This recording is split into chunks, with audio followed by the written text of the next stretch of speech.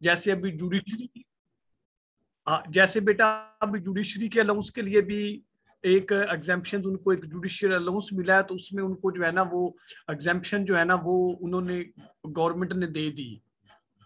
तो वो all types of deduction, allowance और एग्जाम्पशन और gain, these all are parts of accumulated profit.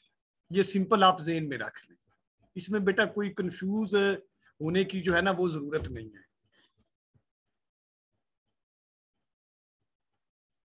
कि अगर किसी लीगल पर्सन को बेटा कोई अलाउंस मिला है उस पार्टिकुलर ईयर्स में, या उसको कोई एग्जेम्पशन अलाउ है अंडर दिस ऑर्डिनेंस है, तो वो भी उसके अकामुलेटेड प्रॉफिट का हिस्सा होगा। ये सिंपल सी चीज है। और कोई क्वेश्चन बेटा? जो हमने लास्ट टाइम चीजें हमने पढ़ी हैं उसमें हमने बेटा जो है वो पहले एक डेमो क्लासेस में हमने ओरिएंटेशन ली, अभी हम स्टेप बाय स्टेप आगे बढ़ रहे हैं। लास्ट टाइम हमने पहली 10 जो है ना वो डेफिनेशंस पढ़ी थी इनकम टैक्स ऑर्डिनेंस की, सेक्शन 2 की, और कुछ बेसिक कंसेप्ट हमने पढ़े थे बेटा, और बेसिक कंसेप्ट हमने बेटा पढ़े थे सेल्स टैक्स एक्ट के, जिसमें हमने इनपुट टैक्स, आउटपुट टैक्स को taxable supplies, normal supplies, reduce rate supply, zero rated supply और एग्जेम्प्ट सप्लाईज है। ये इन चीजों को हमने बेटा जो है ना वो डिस्कस किया था। तो अब हम फिर आगे शुरू करें। कोई क्वेश्चन यहाँ तक? No sir. No sir. Sir हाँ सर ठीक काइंडली है, जरा ये एक अब दफा आगे अब शुरू करते हैं। असेसमेंट का जरा बता दें काइंडली। जी असेसमेंट का, असेसमेंट का बेटा हमने काफी, मैंने जोर लगा के बात की थी कि असेसमेंट इज वेरी मतलब इम्पोर्टेंट बेसिक कंसेप्ट ना। इसकी हमने कुछ टाइप्स भी डिस्कस की थी। डीम्ड असेसमेंट है, एक्स पार्टी असेसमेंट है, प्रोविजनल असेसमेंट है, री असेसमेंट है और अमेंडेड असेसमेंट है। तो इसमें बेटा पहले तो लफ्ज डीम्ड असेसमेंट है। अब हम यूनिवर्सल सेल्फ असेसमेंट स्कीम, हमारा जो इनकम टैक्स ऑर्डिनेंस 2001 है, एक्चुअली ये यूनिवर्सल सेल्फ असेसमेंट स्कीम को डील करता है।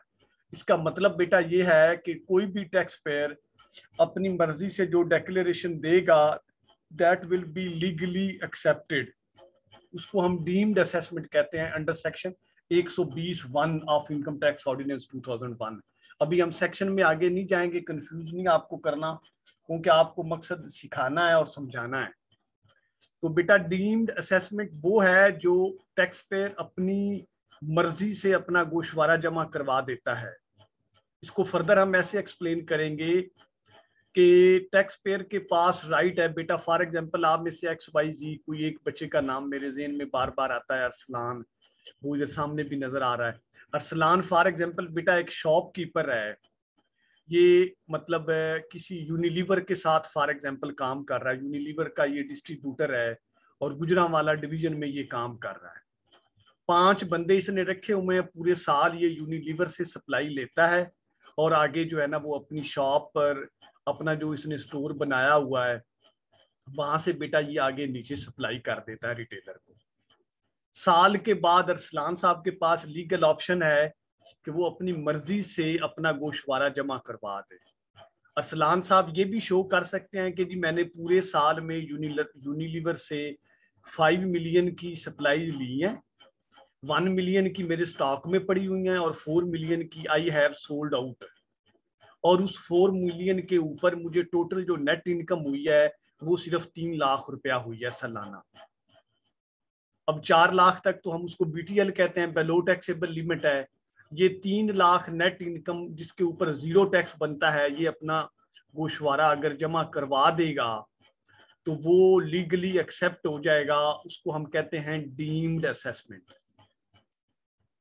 उसके बाद कोई डिपार्टमेंट जो है ना वो यूनिलीवर के हेड ऑफिस में राब्ता करता है और वो पूछ लेता है कि जी आप जो है ना वो हमें डाटा दें अपने जो आपके डीलर और डिस्ट्रीब्यूटर हैं गुजरांवाला डिवीजन में।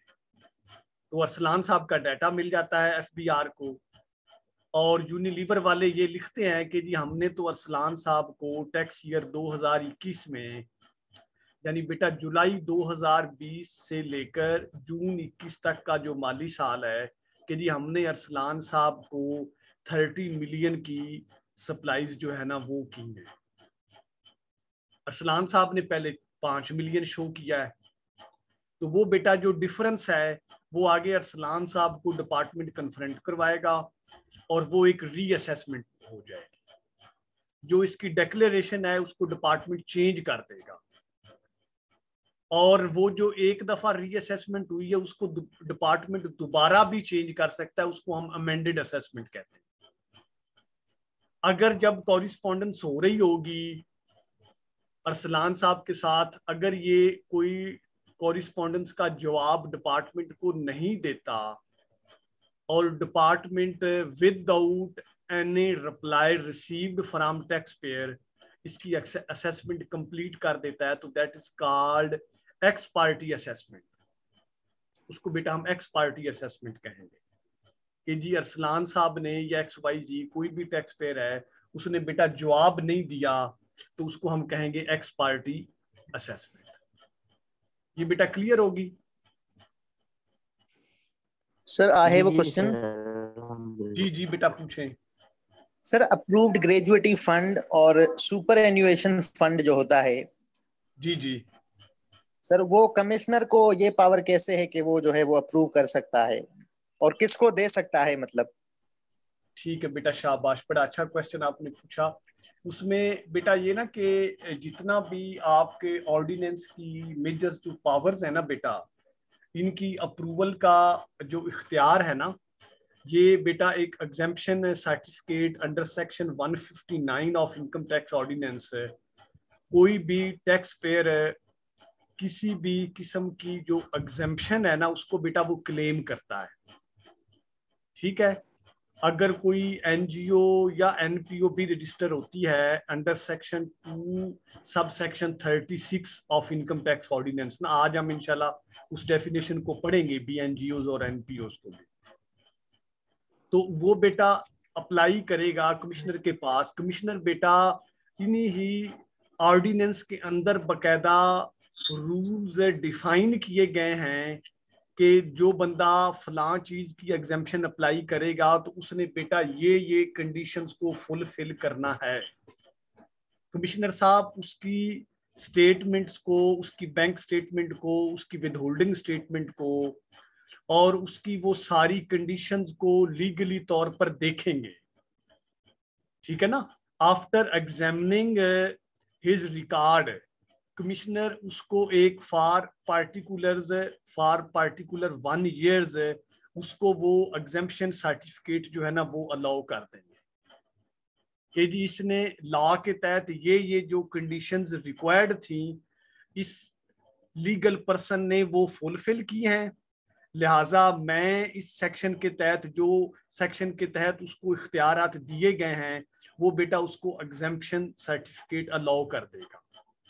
ऐसे ही जो बड़ी कंपनीज हैं बेटा, जो प्राइवेट लिमिटेड कंपनीज हैं, वो जब अपनी अप्रूव्ड ग्रेजुएटी फंड और सुपर एनुएशन फंड के लिए अपनी बैलेंस शीट के अंदर जो अमाउंट वो रिजर्व में शो करती हैं कि जी हमारी बैलेंस शीट में ये अमाउंट हमारी अप्रूव्ड ग्रेजुएटी फंड है और ये हमारा सुपर एनुएशन फंड है फॉर देयर एम्प्लॉइज, उसके बेटा रिकॉर्ड को एग्जामिन करने के बाद कमिश्नर साहब उनको अलाउ करेंगे कि जी ये फंड आप अपनी बैलेंस शीट में शो कर सकते हैं, क्योंकि जब ऑडिट होगा तो उसकी बेटा बैलेंस शीट की ईच जो सिंगल एंट्री है दैट विल बी प्रूव्ड, वो देखी जाएगी कि जी आपने अपनी बैलेंस शीट में कौन कौन सी, यानी बैलेंस शीट के 2 पार्ट्स होंगे ना बेटा, एक एसेट साइड होंगी एक लायबिलिटी साइड होंगी,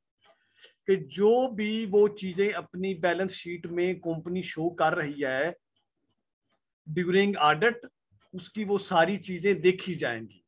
तो अगर उसका वो फंड अप्रूव्ड होगा तो तब उसका वो डिपॉजिट लीगल डिपॉजिट होगा, वरना उसके ऊपर वो उसको जितने भी उसके विदहोल्डिंग टैक्सेस हैं जितने भी एक्सपेंडिचर साइड की प्रोविजन उसके ऊपर इन्वोक होती हैं, अगर वो उसका लीगल अप्रूव्ड फंड नहीं होगा तो फिर उसके ऊपर सारी जो प्रोविजंस हैं उसकी बेटा एप्लीकेशन देखी जाएगी।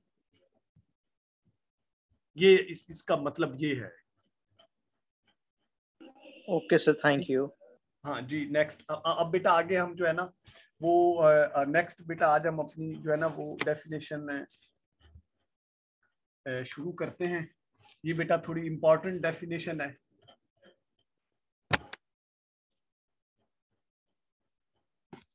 आज बेटा हमारी डेफिनेशन है बिजनेस बैंक अकाउंट की ना। बिजनेस बैंक अकाउंट की हमारे सेक्शन 2 सब सेक्शन 10A है बेटा, बिजनेस बैंक अकाउंट ना।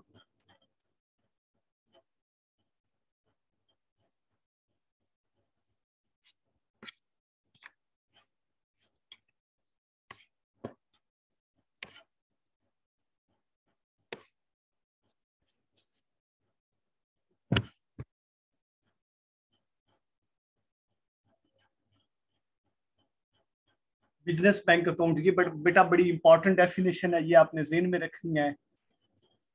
10A means a bank account utilized by the taxpayer for business transaction declared to the commissioner through original or modified registration form prescribed under section 181।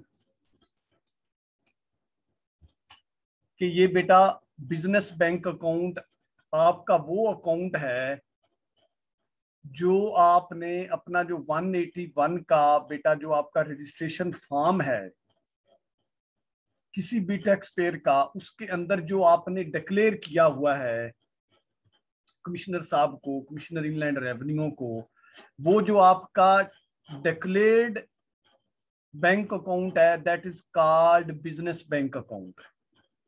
ये इन्होंने अभी latest जो है ना वो अमेंडमेंट की है। इसका बेटा मकसद क्या है? इसका मकसद ये है कि जब भी आगे लेटर ऑन है आपकी हो सकता है आप एक इंडिविजुअल पर्सन की हैसियत से आपने कुछ 4-5 अकाउंट रखे हों, कल को जब ऑडिट होगा तो आप किसी भी ट्रांजैक्शन को शो करने के लिए कहेंगे कि ये मेरी तो ये लीगल ट्रांजैक्शन है। इस कंफ्यूजन को खत्म करने के लिए, इसमें एलिमेंट ऑफ ट्रांसपेरेंसी को बढ़ाने के लिए डिपार्टमेंट ने स्पेसिफिक कर दिया है कि जो बैंक अकाउंट आपने डिक्लेयर किया है अपने 181 के रजिस्ट्रेशन फॉर्म में, डिपार्टमेंट को, कमिश्नर मींस डिपार्टमेंट को, सिर्फ वही अकाउंट ही आपका डिक्लेयर्ड बिजनेस अकाउंट कंसीडर होगा। उसके अलावा अगर किसी आपका जाती अकाउंट भी हो, लेकिन उससे भी अगर आपकी कोई बड़ी ट्रांजैक्शन है ड्यूरिंग ऑडिट अगर सामने आ जाती है तो that will not be considered your business account. वो आपका पर्सनल अकाउंट तो हो सकता है लेकिन वो आपका बेटा बिजनेस बैंक अकाउंट कंसीडर नहीं होगा। इसमें ऑब्जेक्टिव पॉइंट ऑफ व्यू से ये बड़ा इंपॉर्टेंट है कि ये जो अंडर सेक्शन 181 है और ऊपर लफ्ज बेटा कमिश्नर का लिखा गया है, ये आपने ज़हन में रखना है। ऑब्जेक्टिव में ये चीज जो है ना ये पूछी जा सकती है। नेक्स्ट बेटा आज हमने थोड़ी सी ज्यादा डेफिनेशंस करनी है क्योंकि 3 लेक्चर्स में बेटा ये हमने 75 हमारी डेफिनेशंस हैं, ये हमने इंशाल्लाह ताला खत्म करनी है और फिर हम अपने section 9 of income tax ordinance 2001 उसके ऊपर बेटा हम जो है ना वो इंशाल्लाह ताला अपना काम शुरू कर देंगे। अच्छा, नेक्स्ट बेटा डेफिनेशन है हमारी कैपिटल एसेट्स की। Capital assets means property of any kind held by a person whether or not connected with the business but does not include।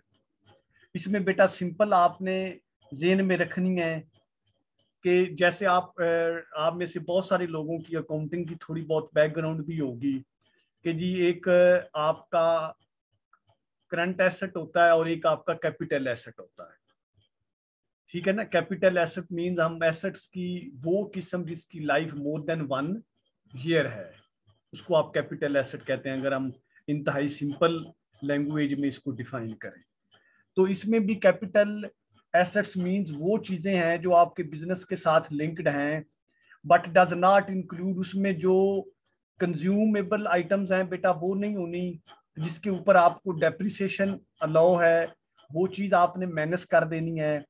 और जो स्टॉक इन ट्रेड है आपके पास, यानी जो आप रूटीन में चीज ले रहे हैं और आगे उसको बेच रहे हैं, यानी आप कोई भी ट्रेडिंग नेचर का बिजनेस कर रहे हैं, कोई चीज आप खरीद रहे हैं वो आपके पास पड़ी हुई है, महीने 2 महीने 10 दिन 20 दिन बाद आप उसी चीज को ही दोबारा सेल कर रहे हैं, यानी जो स्टॉक इन ट्रेड वाला एलिमेंट है ना वो भी आपके कैपिटल एसेट्स का हिस्सा नहीं होगा। नीचे बेटा क्या है इसमें, any movable property excluding capital assets specified in sub section 5 of section 38 held for a personal use by the person or any member of the person's family dependent on the person। ये वो मतलब section 38 को जो है ना वो उसको वो कह रहा है कि सेक्शन 38 के अंदर जो चीजें हैं वो भी एक्सक्लूडेड होंगी, वो भी कैपिटल एसेट्स का बेटा हिस्सा जो है ना वो नहीं बनेंगी। अब मैं यहाँ पे आपको हिंट के तौर पे बता देता हूँ कि जो सेक्शन 38 है उसमें कौन कौन सी चीजें हैं बेटा।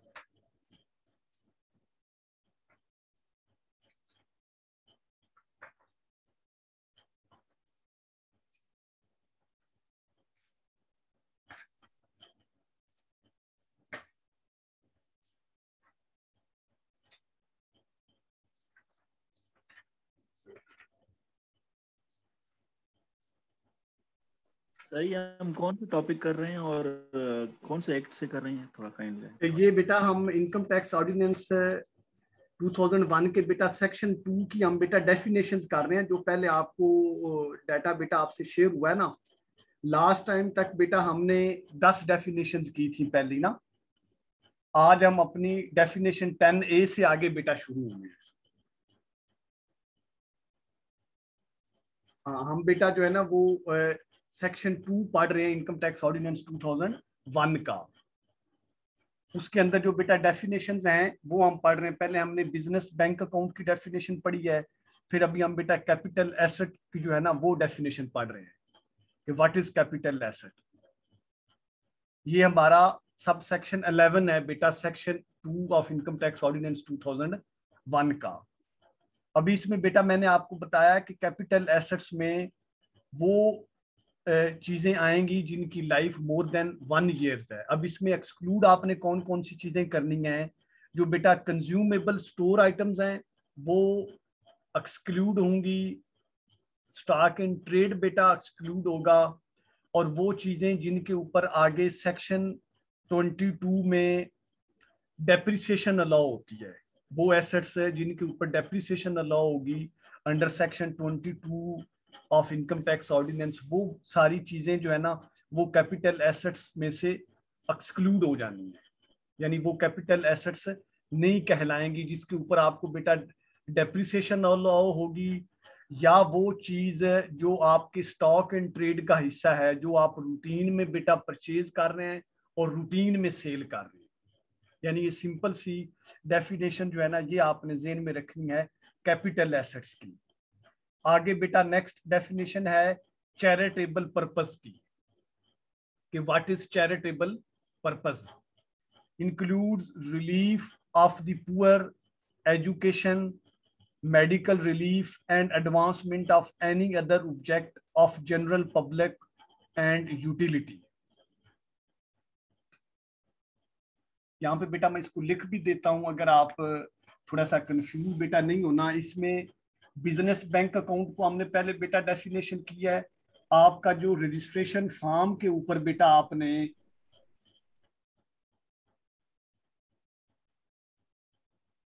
रजिस्ट्रेशन फॉर्म के ऊपर जो बेटा आपने डिक्लेयर की है अंडर सेक्शन 181, वो आपका जो डिक्लेयर्ड बिजनेस अकाउंट है वो आपका बेटा बिजनेस बैंक अकाउंट होगा, जो आपने अपनी रजिस्ट्रेशन में अपने प्रोफाइल में बेटा डिक्लेयर कर दिया है।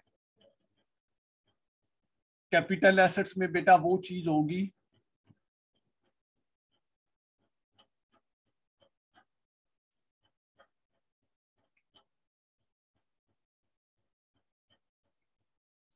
means property of any kind held by a person whether or not connected with the business but does not include कि कोई भी किसी किस्म की बेटा जो प्रॉपर्टी जो किसी लीगल पर्सन की ऑनरशिप में है वो हेल्ड करता है तो वो बेटा कैपिटल एसेट्स कहलाएगा। लेकिन डज नॉट इंक्लूड का बेटा लफ्ज है, डज नॉट इंक्लूड। इसके अंदर कौन कौन सी चीजें बेटा शामिल नहीं होंगी? नंबर 1 बेटा स्टॉक इन ट्रेड,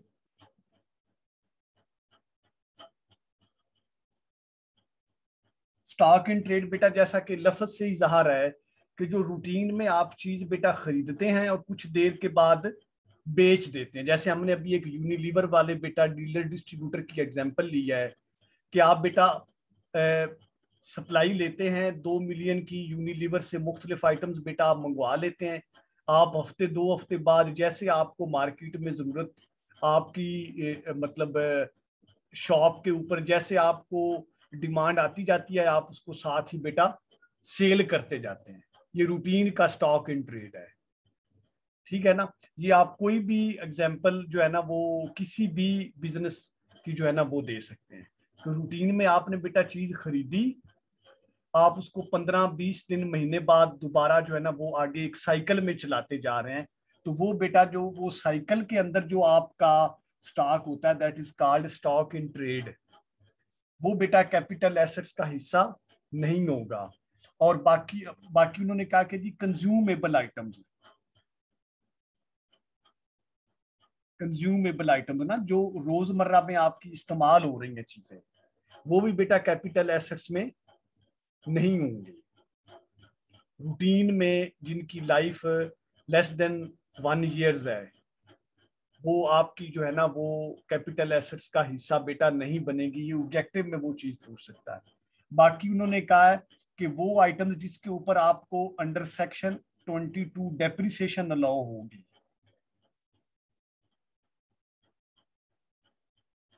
उसके वो भी बेटा आपके कैपिटल एसेट्स का हिस्सा नहीं होगी, जिसके ऊपर डेप्रिसिएशन या अमोर्टाइजेशन जो है ना वो आपको अलाउ होगी।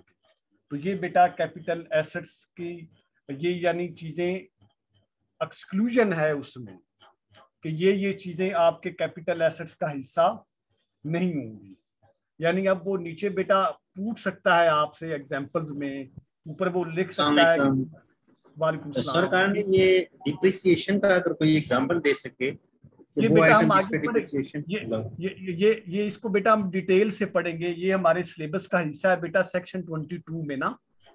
डेप्रिसिएशन में बेटा जो हम कोई मशीनरी या कोई ऐसा एसेट्स लेते हैं जिसकी with the passage of time बेटा उसकी वैल्यू कम होती है, तो उसकी वैल्यू की एक मखसूस परसेंटेज बेटा हमें साल के अंदर वो हमें मतलब एज ए अलाउंस अलाउ हो जाती है कि जी फॉर एग्जांपल अगर आपने अपने बिजनेस पर्पस के लिए एक गाड़ी ली है, उसकी कीमत बेटा 2 मिलियन अगर है उस व्हीकल की, तो उसकी डेप्रिसिएशन आपको अगर 10% अलाउ है तो 2 लाख है उस 2 मिलियन में से 2 लाख एज ए डेप्रिसिएशन जब आप अपनी टोटल इनकम निकालेंगे तो 2 लाख आपको एज ए एक्सपेंडिचर बेटा उसमें अलाउ होगी।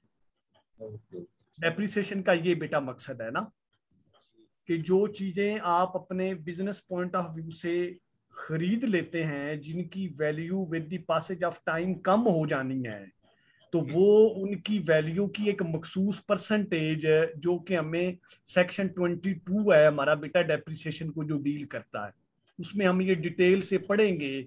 उतनी मखसूस परसेंटेज बेटा आपको अपने एक्सपेंडिचर में अलाउ होगी। ठीक है सर। हाँ ये बेटा उसका वो मैं बेटा कंफ्यूज नहीं आपको करना चाह रहा, मैं यहाँ पे स्टेप बाय स्टेप चलना चाह रहा हूँ क्योंकि इनकी बेटा आगे सारी चीजों की वजाहत हमने 1 by 1 पढ़नी है, क्योंकि ये सिंपल हम डेफिनेशन पढ़ रहे हैं बेटा। ये सारे जितने बेटा इसके अंदर कंसेप्ट आ रहे हैं ना, ये आगे हमने डिटेल से 1 by 1 पढ़ने हैं इंशाल्लाह। हाँ, तो यहाँ पे बेटा जितनी वो मैं जरूरी चीजें कोशिश कर रहा हूँ कि आपको एक्सप्लेन करें। अगर हम यहाँ पे बेटा ज्यादा करेंगे तो फिर कहीं आप कंफ्यूज ना हो जाए। हाँ, वो आगे हम डेप्रिसिएशन अमोर्टाइजेशन को डिटेल से इंशाल्लाह ताला हम डिस्कस करेंगे कि उसको निकालते कैसे हैं। उसके दो मेथड हैं, एक स्ट्रेट मेथड होता है, एक रिड्यूस लाइन मेथड होता है, जिसके जरिए हम डेप्रिसिएशन कैलकुलेट करते हैं बाकायदा। अच्छा, ये बेटा कैपिटल एसेट्स है। नीचे बेटा एक चैरिटेबल पर्पस, ये डेफिनेशन है, includes relief of the poor, education, medical relief and the advancement of any other object of general public utility.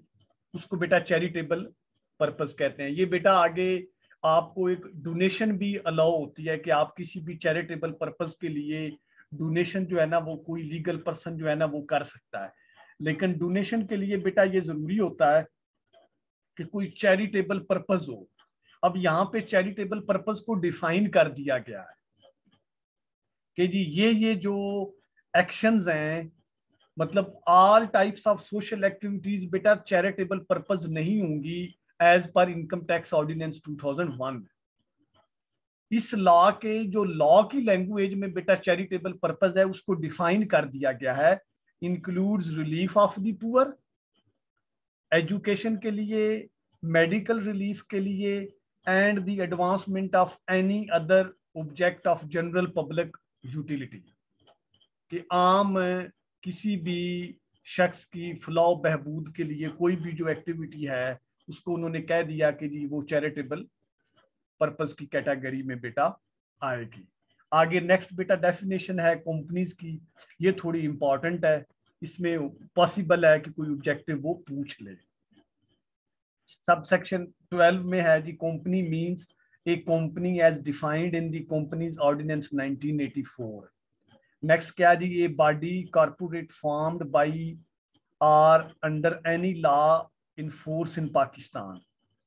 ए मुदारबा, a body incorporated by or under the law of country outside Pakistan relating to incorporation of companies, a cooperative society, a finance society or any other society, a non-profit organization भी company कहलाएगी, a trust, an entity or a body of persons established are constituted by or under any law for the time being in force, a foreign association whether incorporated or not, which the board has by general or special order declared to the company for the purpose of this ordinance.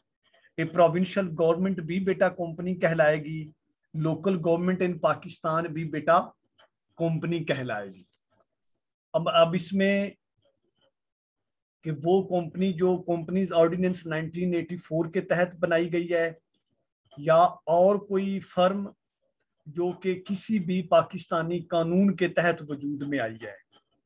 आपकी NGOs और NPOs, trust, federal government, local government और provincial government, ये सारी बेटा as per law company कहलाएंगी। ये आपने ज़हन में रखना है, ऑब्जेक्टिव में वो ये चीज आपसे पूछ सकता है। आगे नेक्स्ट है बेटा कंसीलमेंट ऑफ इनकम ना, ये इंपॉर्टेंट है, includes the suppression of any item of receipt liable to tax in whole or in part or failure to disclose income chargeable to tax, claiming any deduction or any expenditures not actually incurred. Any act referred to in subsection 1 of section 111 and claiming of any income or receipt as exempt which is otherwise taxable. ये बेटा बड़ी important definition है, बहुत ज्यादा इसकी practical importance है concealment of income की। इसका बेटा सिंपल डेफिनेशन क्या है, इसको मैं बेटा लिख भी देता हूं, ये थोड़ी सी इंपॉर्टेंट है। सांसें छुपाना, जी बेटा असासा छुपाना, शाबाश।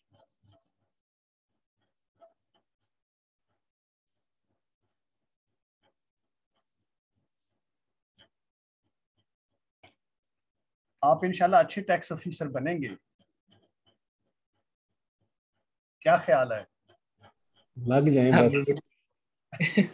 इंशाल्लाह लगेंगे बेटा, लगेंगे आप इंशाल्लाह। ये इम्तहान कुछ भी नहीं है बेटा, इंशाल्लाह हमने इसको अपने सिलेबस को साथ साथ हमने कंप्लीट करते जाना, फिर आपके साथ साथ मैंने मॉक असेसमेंट्स भी लेनी है। एंड उसके पे अंदर यही जो बेटा सवाल आपके करना, कंसेप्ट है, जो उसके अंदर बेटा आपके कंसेप्ट है वो इंशाल्लाह ताला क्लियर होते हैं। हाँ। अच्छा ये बेटा concealment of income,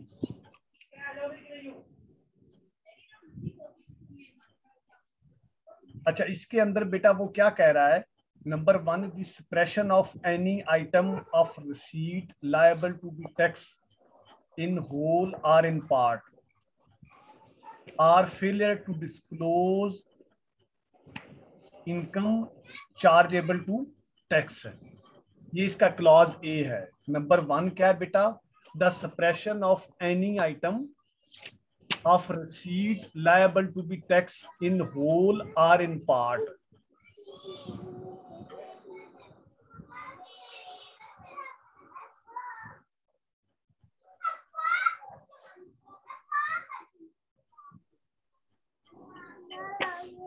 please mic mute कर दें जिसका भी ऑन है।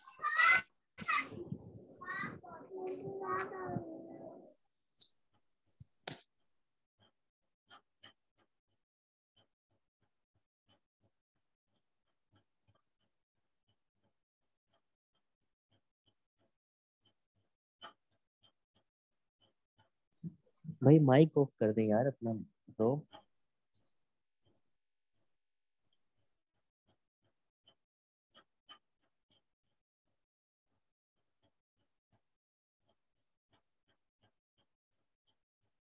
हेलो उस्मान भाई, माइक ऑफ कर दो भाई अपना।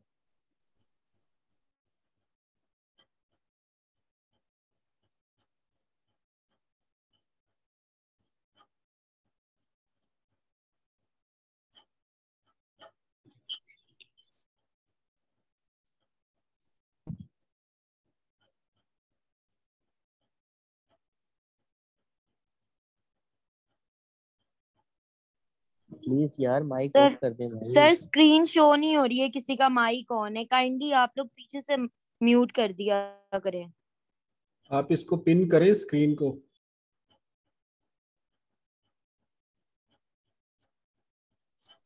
नहीं शो हो रही, नहीं शो हो रही यार, नहीं स्क्रीन शो हो रही, किसी को भी नहीं शो हो रही। भाई ये पिन करें, स्क्रीन को पिन करें।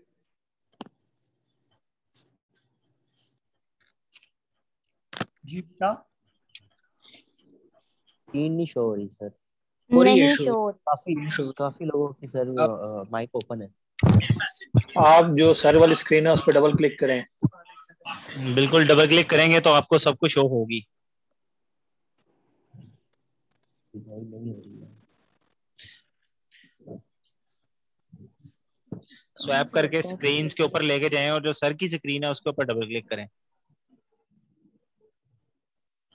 जी अभी बेटा हो रहा है क्लियर, मैं बात आगे शुरू करूं? जी सर। अच्छा इसमें बेटा जो है ना ये कंसीलमेंट ऑफ इनकम वाला ना ये बड़ा बेटा इम्पोर्टेंट है। अब हमारी बात एक थोड़ी लंबी हो जाएगी, लेकिन मैं आपको एक मुख्तसर जो है ना वो वाकया सुनाता हूँ अपने एक सीनियर अफिसर का। उन्होंने बेटा एक दफ़ा हमारे साथ शेयर किया कि यूएसए के अंदर बेटा एक यूनिवर्सिटी के लॉ डिपार्टमेंट के डीन ने ना एक बुक बेटा पब्लिश की, और उस बुक की रॉयल्टी जो बेटा पब्लिशर था उसने अपनी एक्सपेंडिचर में शो कर दी कि जी सपोज करें कि जी ये मैंने जो है ना $5,000 फॉर एग्जांपल एनुअल रॉयल्टी उस बुक की, उन्होंने उस राइटर के अकाउंट में वो अमाउंट ट्रांसफर की, लेकिन वो बेटा जो डीन साहब थे उन्होंने इंटेंशनली कह लें या अनइंटेंशनली कह लें, उन्होंने वो बेटा रॉयल्टी अपनी इनकम में शो नहीं की। तो ये एक पार्टिकुलर केस बेटा बन गया कंसीलमेंट ऑफ इनकम का ना।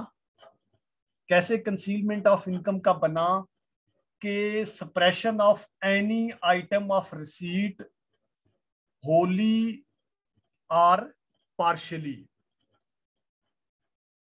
कोई ऐसी आइटम है जो मेरी रिसीट है बेटा, यानी मेरी इनकम है, कंप्लीटली और पार्शियली अगर वो मैं सप्रेस कर लेता हूँ, छुपा लेता हूँ, तो that will B part of concealment of income. इसके ऊपर बेटा यूएसए के अंदर इम्प्रिजनमेंट है कि अगर आप अपनी इनकम कंसील करते हैं तो आपको जेल जाना पड़ेगा। उनका कानून है बेटा जो टैक्सेशन का। हमारे यहाँ अभी वो पोजीशन तो नहीं आई। हम अगर कोई इनकम कंसील करते हैं under section 111 of income tax ordinance, तो हम उसके ऊपर बेटा 25% उसको टैक्स लगाते हैं और 25% पेनल्टी लगाते हैं। ये मतलब हमारे यहाँ ये कानून है ना कि suppression of any item wholly और partially of any receipt. Number 2, failure to disclose income chargeable to tax. वो भी कंसीलमेंट होगी कि अगर मेरी कोई इनकम है लेकिन मैंने उसको डिस्क्लोज नहीं किया, शो ही नहीं की। मेरी इनकम तो है लेकिन मैंने शो नहीं की, यानी कंसील किया मैंने अपनी इनकम ना। ठीक है, आगे नेक्स्ट में बेटा होगा क्लेम एनी डिडक्शन, कि मैंने ये शो कर दिया है कि जी मेरी तो फलां जगह पर टैक्स की कटौती हो गई है, यानी मेरी कटौती for example district account office ने मुझे सैलरी देता है मंथली और मेरी वहां पे महाना डिडक्शन बेटा हो रही है 6000, तो पूरे साल की मेरी 72,000 डिडक्शन हो गई। लेकिन मैं बेटा अपनी रिटर्न जमा करवाते हुए ये कंसील कर लेता हूँ, फैक्ट्स डिस्टॉर्ट कर लेता हूँ, तो मेरी डिडक्शन 72,000 एनुअल नहीं है, बल्कि मेरी जो है ना वो 1,30,000 है। सर आपका कैमरा जो है वो ऑफ हो गया, कैमरा आपका ऑफ हो गया, स्क्रीन नहीं आ रही अब। अच्छा इब्रार जी, एक जी बेटा कैमरा मेरा ऑफ हो गया है। जी सर कैमरा ऑफ है आपका। ठीक है, मैं बेटा दोबारा करता हूँ।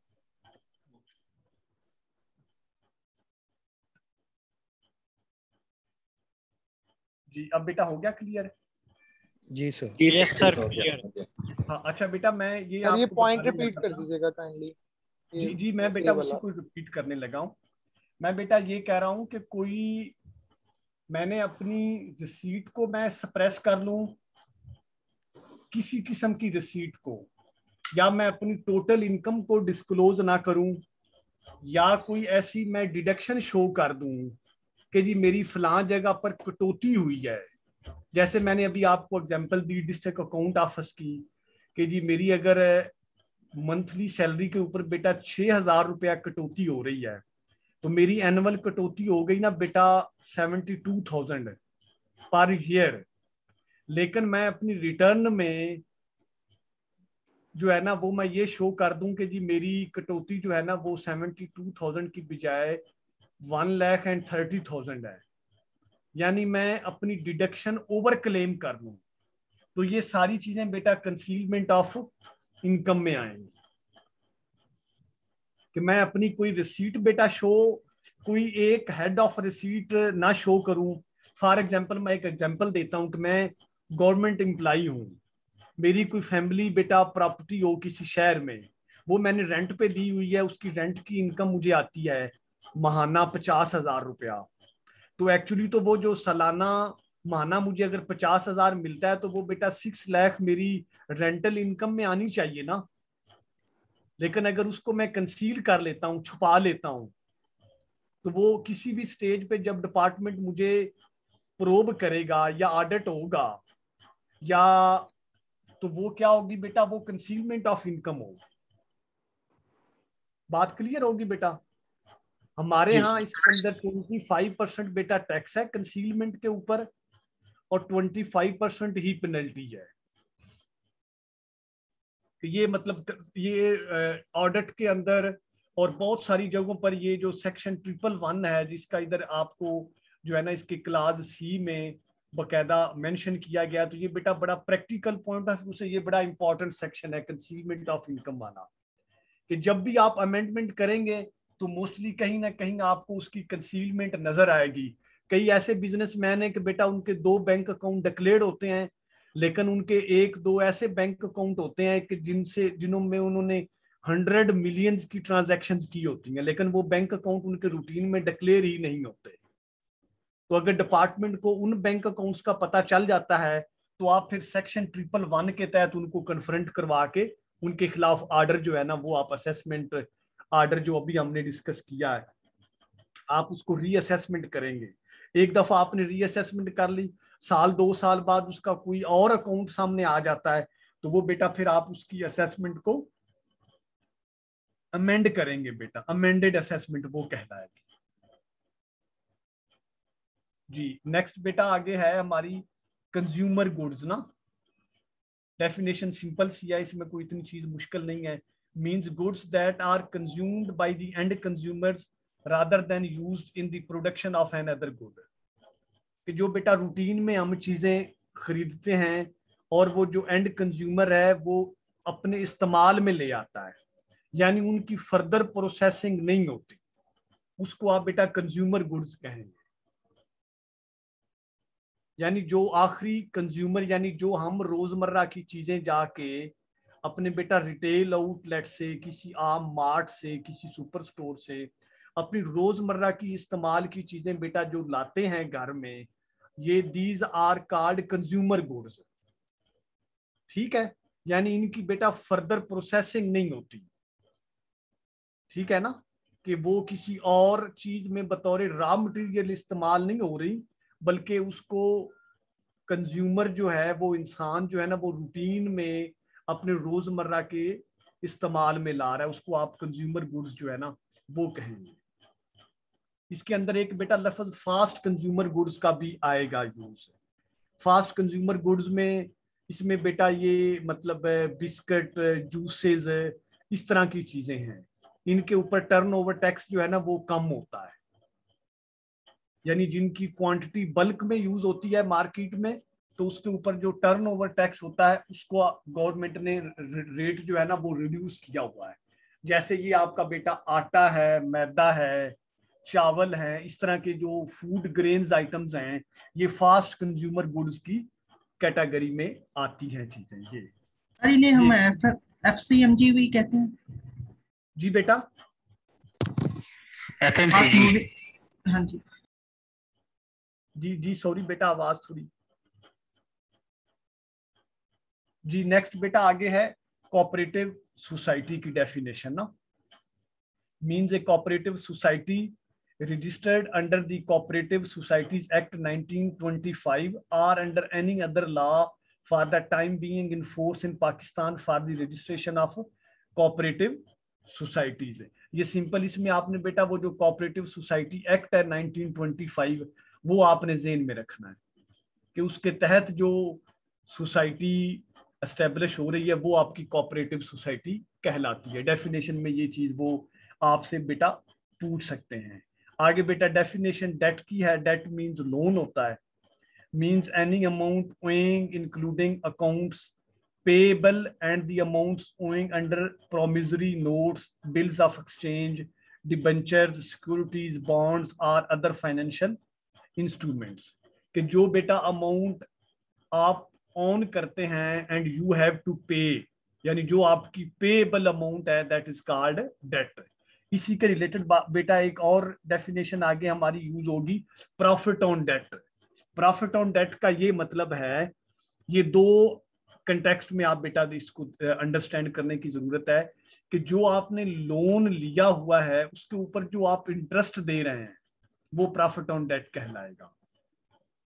ठीक है, और जो प्रॉफिट ऑन डेट है वो बेटा आपके रूटीन के बिजनेस एक्सपेंडिचर्स का हिस्सा होता है।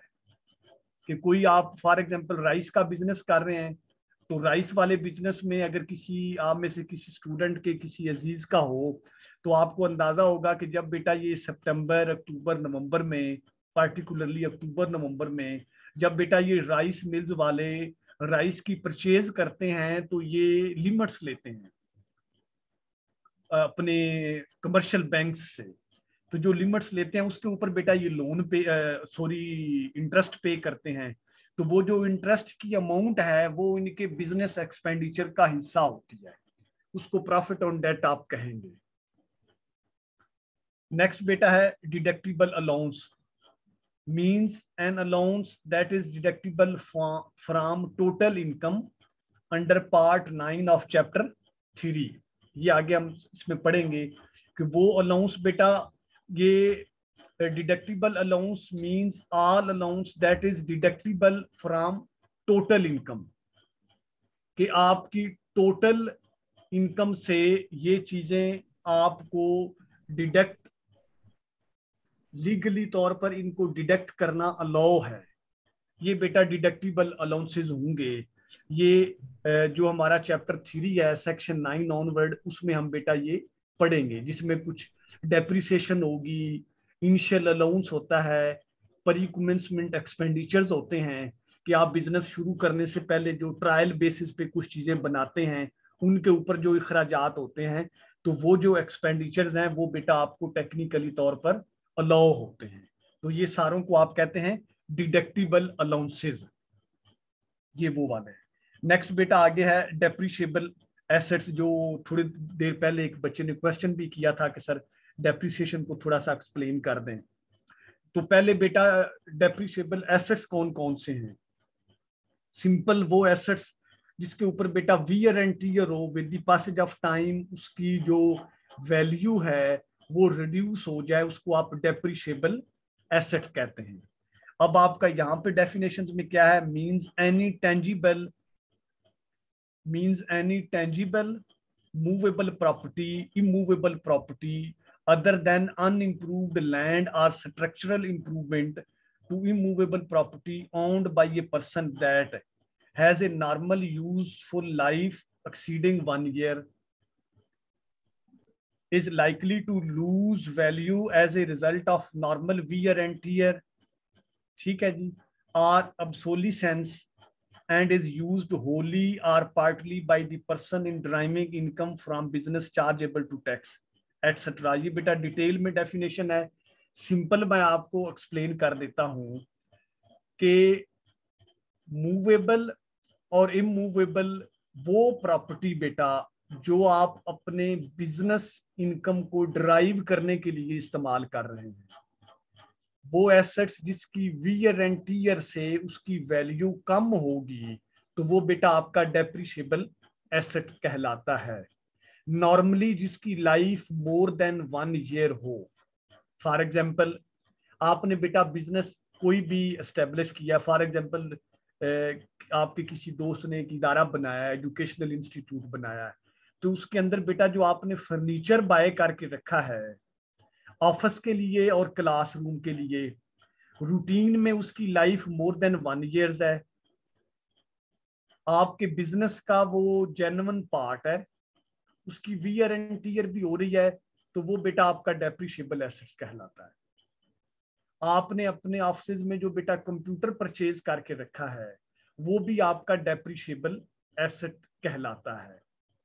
अगर इससे थोड़ा सा बड़े लेवल पर बिजनेस है, अगर आप अपने एम्प्लॉइज को पिक एंड ड्रॉप के लिए आपने बेटा एक व्हीकल परचेज कर लिया है, एक कन्वेंस परचेज कर लिया है, तो वो भी बेटा डेप्रिशिएबल एसेट कहलाएगा। अब उसकी कैलकुलेशन का क्या तरीका है कि वो बेटा मशीनरी का और अदर आइटम्स के डिफरेंट रेट्स हैं, 10 to 15% एनुअली उसकी टोटल वैल्यू आपको एज ए डेप्रिसिएशन, आप जब अपनी टैक्स की कैलकुलेशन करेंगे तो वो बेटा आपको अलाउ होगी।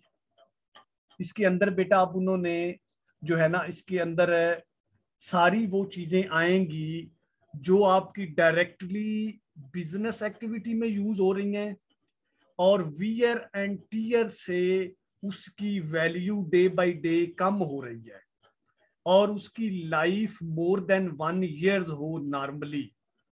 ये बेटा 3 चीजें जो है ना, ये आपने ज़हन में रखनी है for definition of depreciable asset. आगे नेक्स्ट बेटा हमारी डेफिनेशन है डिस्पोजल की। In relation to an assets means in disposal as defined in section 75 of income tax ordinance 2001। तो ये बेटा ये जो आगे सेक्शन का रेफरेंस देते हैं ये काइंडली आपने ज़हन में बिठा लेना है, इसमें कोई कंफ्यूज होना नहीं है कि जी इसका मतलब क्या है। कि disposal means in relation to an assets means disposal as defined in section 75 of income tax ordinance 2001। उसका अपने रेफरेंस जो है ना वो जरूर ज़हन में रखना है। आगे बेटा है डिविडेंड। डिविडेंड मींस है इनकम ऑफ कंपनी। बेटा इंडिविजुअल्स की और एओपी की जो टोटल इनकम है उसका जो शेयर डिस्ट्रीब्यूट होता है एनुअली वो सिंपल इनकम शेयर कहलाएगा। लेकिन जब company at the end of each financial years अपनी नेट इनकम को डिसबर्स करती है अमंग देयर डायरेक्टर्स आर को शेयर्स तो दैट इज कॉल्ड डिविडेंड। ये सिंपल जो है ना ये ज़हन में आपने रखना कि कंपनी की जो इनकम का डिस्ट्रीब्यूशन है जो शेयर है दैट इज कॉल्ड डिविडेंड। ये सिंपल आपने बेटा डेफिनेशन जो है ना वो सब सेक्शन 19 ऑफ सेक्शन 2 ये ज़हन में रखना है। आगे उसकी सारी तफसील है उसमें हमें जाने की जरूरत नहीं है। आगे बेटा एक हमारी डेफिनेशन है इलिजिबल पर्सन की कि who is eligible person for the purpose of voluntary pension system rules 2005 means an individual Pakistani who holds a valid national tax number or computerized national identity card number or overseas Pakistanis issued by the National Database and Registration Authority is called eligible person। कि बेटा वो शख्स जिसके पास Pakistani CNIC मौजूद है, national identity card number या national tax number है या ओवरसीज पाकिस्तानी कोई उसके पास कार्ड मौजूद है तो that is called eligible person. Simple. Next बेटा है एम्प्लॉई, एम्प्लॉयर और एम्प्लॉयमेंट। ये इंपॉर्टेंट डेफिनेशन है कि एम्प्लॉई बेटा आप मतलब जो मुलाजम है that is doing employment is called employee. तो जो बेटा आपको रिम्यूनरेशन दे रहा है जिसने आपको हायर किया है that is called employer. 3 definition है ना बेटा। एम्प्लॉयमेंट एक रिलेशन है किसके दौरान between employee and employer. Employer ने बेटा आपको मुआवजा देना है, employer will pay you remuneration, आपको मुआवजा देगा जो आपका उसके साथ तय हुआ है for performance of specific services. Employ means आप मतलब दूसरे मानों में मतलब जो आपकी जॉब की कंडीशंस है एम्प्लॉयर के साथ तय हुई हैं, आप वो अपनी स्पेसिफिक ड्यूटीज को परफॉर्म करेंगे और जो एम्प्लॉयर है वो आपको उन स्पेसिफिक ड्यूटीज के एवज वो बेटा आपको मुआवजा प्रोवाइड करेगा। वो जो एम्प्लॉयर और एम्प्लॉय के दरमियान एक रिलेशनशिप है दैट इज कॉल्ड एम्प्लॉयमेंट, उस रिलेशनशिप को। अच्छा अब हम यहाँ पे देख लेते हैं। Employee means any individuals engaged in employment. Employee का ये मतलब है। Employer means any person who engage and remunerates an employee, जो मुआवजा देगा वो बेटा। Employment includes a directorship or any other office involved in the management of a company.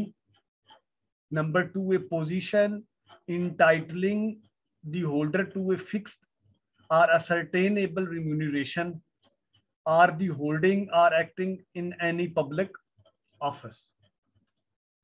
कि मतलब आपका एक बेटा मखसूस मुआवजा है, आप एक पब्लिक ऑफिस को होल्ड कर रहे हैं और उन कंडीशंस के ऊपर आपने अपनी ड्यूटी करनी है। सिंपल सा इसका कंसेप्ट है, इसमें कोई इतनी जो है ना वो मतलब कोई टेक्निकलिटीज बेटा इसमें नहीं है। सर काइंडली ये एम्प्लॉयमेंट अगर काइंडली दोबारा एक्सप्लेन करें। जी बेटा, जी बेटा प्लीज पूछें बेटा। जी बेटा एम्प्लॉयमेंट काइंडली अगर थोड़ा बता दो एम्प्लॉयमेंट का सर। एम्प्लॉयमेंट का जी जी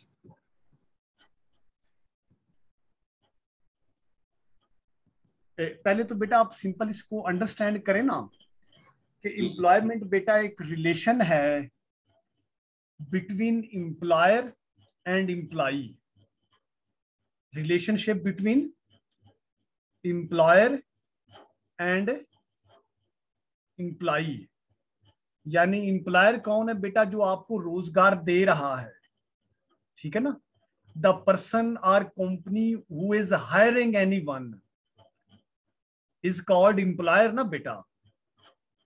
जो आपको रोजगार दे रहा है वो इंडिविजुअल भी हो सकती है, वो कोई फर्म भी हो सकती है, वो कोई कंपनी भी हो सकती है ना। तो एम्प्लॉई वो बेटा शख्स है जो एक मखसूस मुआवजे और एक मखसूस टर्म्स एंड कंडीशंस के इव्ज अपनी सर्विसेज प्रोवाइड कर रहा है, वो बेटा क्या कहलाता है? एम्प्लॉई। जो दोनों का बेटा रिलेशनशिप है ना, दैट इज कॉल्ड एम्प्लॉयमेंट। अब आप लॉ की टर्मिनोलॉजी में एम्प्लॉयमेंट क्या है, पहले ये तो सिंपल मैंने आपको समझाने के लिए बात की।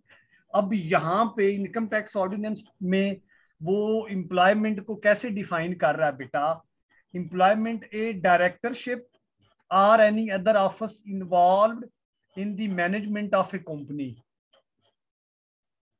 कि जो डायरेक्टर है जो कंपनी की मैनेजमेंट में इन्वॉल्व है, that is called employment, number 1। Number 2 क्या है कि a position entitling the holder to a fixed और असर्टेनेबल रिम्यूनरेशन। कि जो मखसूस मुआवजा देने की पोजीशन में है, जो उसको जो इंटाइटल्ड है to remunerate his employee, that is called employment. Next बेटा क्या है? द होल्डिंग और acting in any public office is called employment, जिसको आप सादा मानों में एम्प्लॉयमेंट को क्या कहेंगे? रोजगार है बेटा आपका। उर्दू में एम्प्लॉयमेंट को हम क्या कहेंगे? सर नौकरी, जॉब, जी, जी बेटा वही वही वही वही आप उसको उर्दू में रोजगार कहेंगे, आप उसको बेटा जॉब कहेंगे। एम्प्लॉयमेंट वही मतलब एक ही बेटा इसकी मीनिंग है कि आपने अपनी बेटा सर्विसेज प्रोवाइड करनी है। अब इसको आगे हम सैलरी वाले सेक्शन में देखेंगे कि सैलरी की क्या डेफिनेशन है। वहां पे आपको एम्प्लॉयमेंट और एम्प्लॉई और एम्प्लॉयर का लफ्ज थोड़ा सा ज्यादा क्लियर हो जाता है कि सर अभी ठीक है, वो सर क्लियर हो गया अभी। हाँ ठीक है बेटा। फिर आगे हम नेक्स्ट बेटा चलते हैं फास्ट मूविंग कंज्यूमर गुड्स में। इसको बेटा हम पहले ही पीछे जो है ना वो एक दफा डिस्कस कर चुके हैं डिटेल में, लेकिन दोबारा भी हम इधर जो लफ्ज लिखा हुआ उसको जरा देख लेते हैं। Means consumer goods which are supplied in retail marketing as per daily demand of a consumer excluding durable goods. Fast moving consumer goods means consumer goods which are supplied in retail marketing as per daily demand of a consumer excluding durable goods। अच्छा, यहाँ पे बेटा मैं एक chart छोटा सा बनाने लगा हूँ। ये जरूरी है बेटा आपको समझाने के लिए, क्योंकि ये चीजें बार बार यूज होंगी तो इंशाल्लाह आपकी अंडरस्टैंडिंग जो है ना वो बेहतर हो जाएगी।